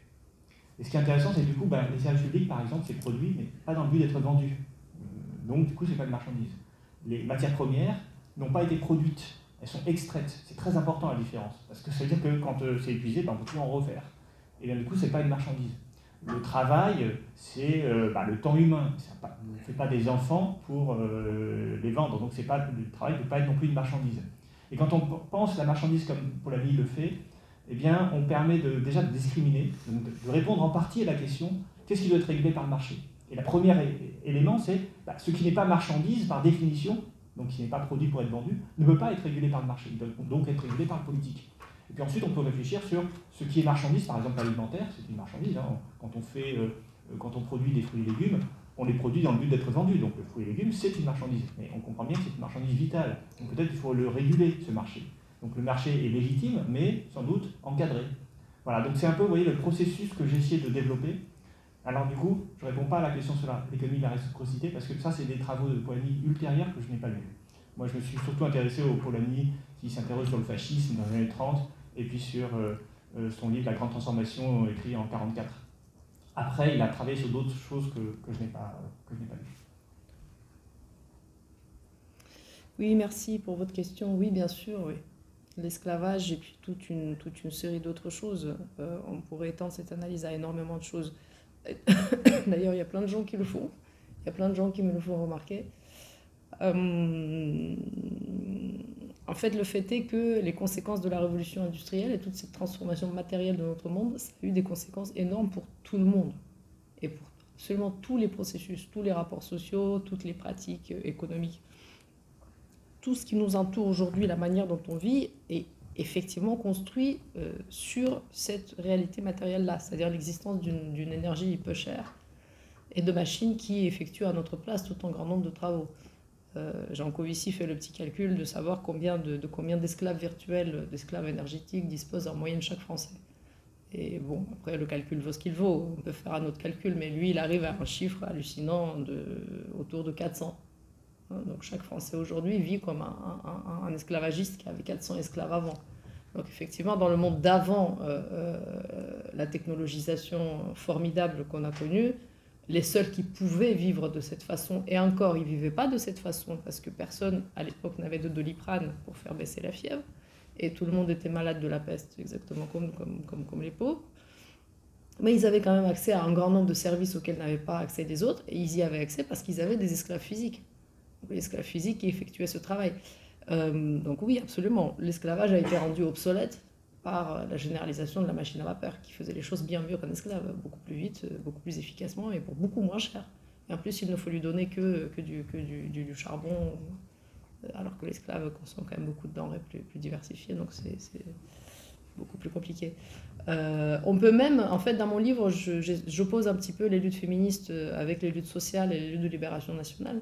Les luttes sociales notamment qui ont été très dures et on peut observer vraiment de façon expérimentale le lien de cause à conséquence, mobilisation, lutte, blocage et puis ensuite droit accordé. Mais même les luttes sociales, l'amélioration de la condition sociale des classes populaires, elle aussi, elle n'est pas entièrement dérivée des transformations industrielles, mais elle a grandement bénéficié du développement de cette infrastructure matérielle, de l'enrichissement général des sociétés. Ne serait-ce que l'existence de toutes les structures collectives de protection, de protection maladie, vieillesse, etc. Tout ça s'est rendu possible par l'enrichissement de notre société, donc ça rejaillit sur chacun de nous. Après, moi, si je prends les femmes, spécialement dans le livre, c'est parce que je pense que pour les femmes, ça a une conséquence vraiment spéciale et très particulière, parce que l'esclavage, comme la situation des classes populaires ou des classes dominantes, elle est toujours contingente. Tantôt c'est des esclaves noirs qui sont aux États-Unis, tantôt on va avoir, je ne sais pas, dans des pays asiatiques, on peut avoir des esclaves d'un pays qui sont importés par un autre pays, c'est pas forcément les mêmes populations, puis ensuite le rapport de force se renverse, et puis ça peut être... Bon, l'histoire continue. Alors qu'entre les femmes et les hommes, ça a été une distribution de l'inégalité unilatérale et universelle, qui a caractérisé l'ensemble de l'histoire humaine. Donc, parce qu'à la base, il y avait un facteur lourd lié à des facteurs totalement matériels biologiques et qui consistent dans la reproduction sexuelle de notre espèce, au fait que les femmes conçoivent dans leur corps et que ce sont elles qui portent l'enfant qui le mettent au monde. Donc, sous un régime démographique traditionnel, cette tâche les privait concrètement d'un grand nombre d'opportunités. Donc, pour elles, réellement, le renversement de la situation était impossible dans le monde d'avant. Alors que pour les autres inégalités, il était possible. Vous voyez ce que je veux dire? Même si, évidemment, en tant que phénomène, oui, l'esclavage a été rendu obsolète par les mêmes forces. Dernière question. Oui. Alors déjà, je vous remercie pour le temps que vous avez donné ce soir pour cette conférence. Un point qui retient mon attention et que je trouve particulièrement intéressant, c'est que dans le spectre de la décroissance, on aborde souvent la responsabilité des gouvernants. Donc finalement, de la nécessité qu'il y ait une volonté politique pour mettre en œuvre un projet. Et peut-être parfois aussi au détriment de variables qui sont importantes. Par exemple, on voit bien qu'Emmanuel Macron, dans le cadre de ses projets, par exemple, de construction de centrales nucléaires, de raccorder à nouveau d'importance à l'énergie nucléaire, se confronte à un manque de connaissances en France et de main-d'œuvre d'ingénieurs nucléaires. Alors finalement, est-ce que ça ne redonnerait pas de l'importance justement au fait que les gens se ressaisissent aussi d'enjeux et puis de sphères de pouvoir pour aussi participer à ce changement de société? C'est-à-dire, enfin, oui, la question, je n'ai pas compris. Quelle est la question sur la décroissance? Non, mais c'était finalement juste pour réaccorder de l'importance, pas tant à la volonté politique de mettre en œuvre. D'accord, oui, mais les conditions, voilà. Que finalement, est-ce que le fait que les gens se ressaisissent justement de ces sujets, est-ce qu'elle est uniquement politique ou est-ce qu'il y a un travail justement à faire de sensibilisation pour que les gens justement s'intéressent?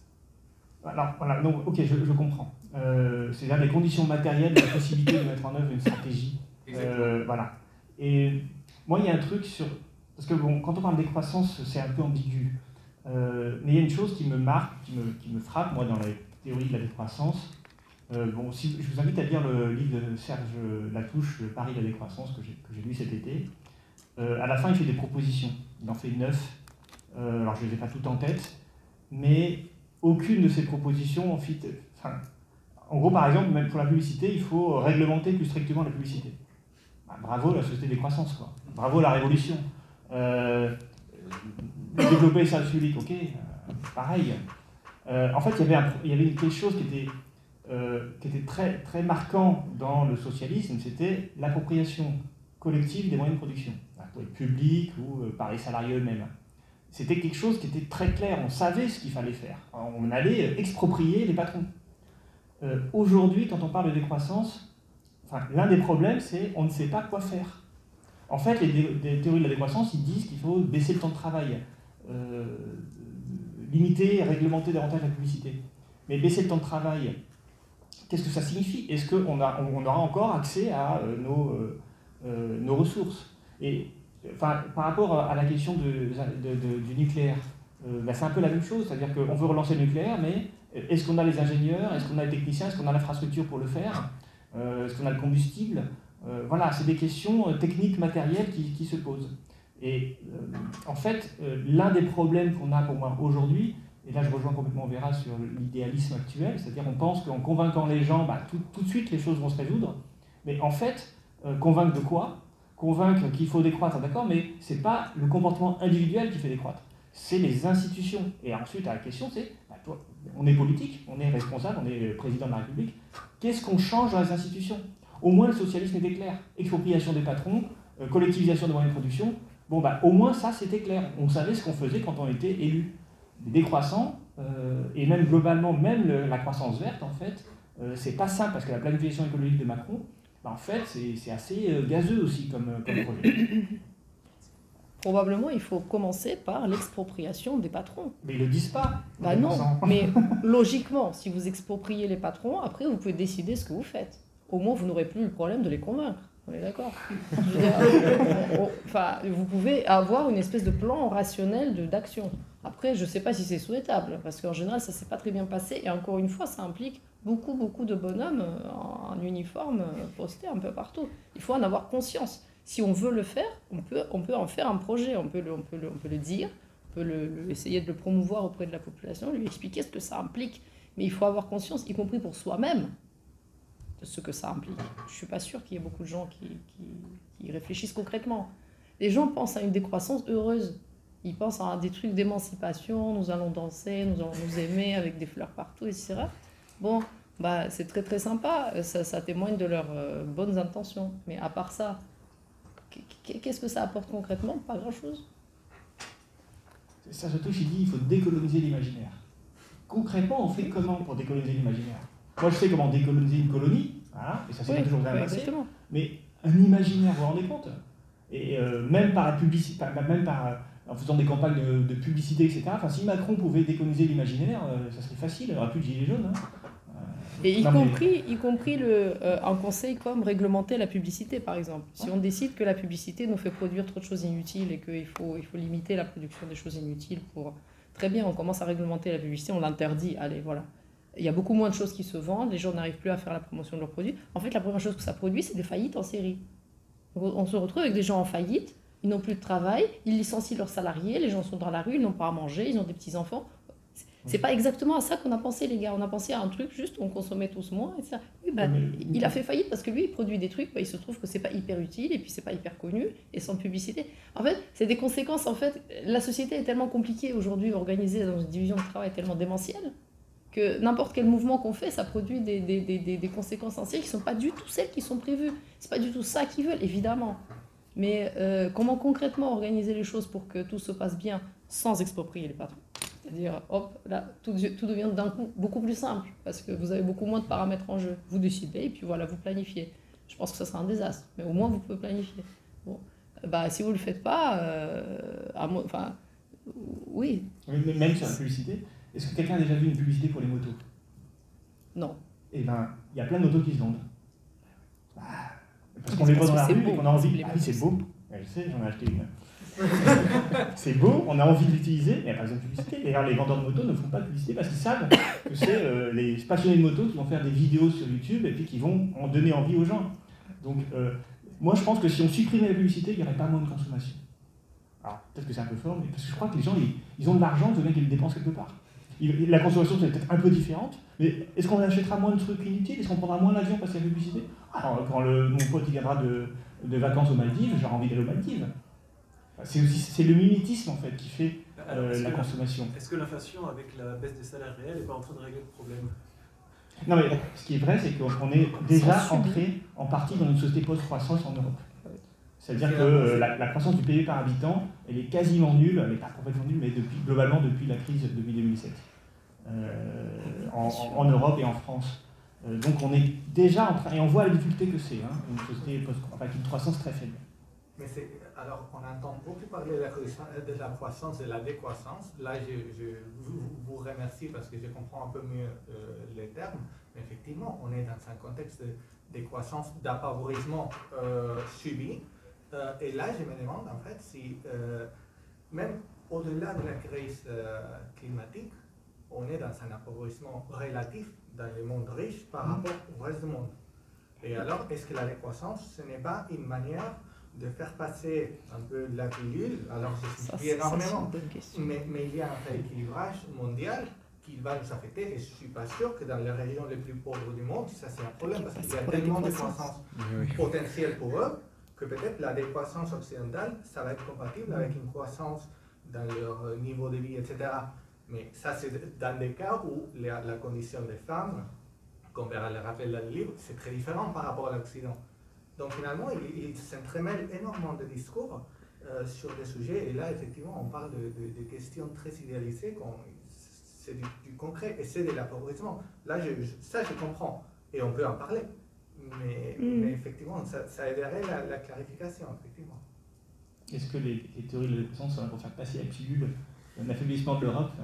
Je crois qu'eux ne seraient pas d'accord avec ça, évidemment. Oui, bien sûr. Non, mais dans l'inconscient des sociétés. Ouais. Oui. Mais peut-être qu'il y a le sentiment de déclin qui rend aussi populaire ces théories de la décroissance, qui dit acceptons le déclin. Merci beaucoup. Non, mais c'est possible. Mais après, comme on dit, il ne faut pas uniquement penser aux effets des idéologies, il faut aussi penser à ce que les gens qui ont ces théories écrivent. Voilà, donc moi j'essaie plutôt de m'intéresser au texte même. Ils disent évidemment pas ça. Mais ça n'empêche pas d'interroger sur l'influence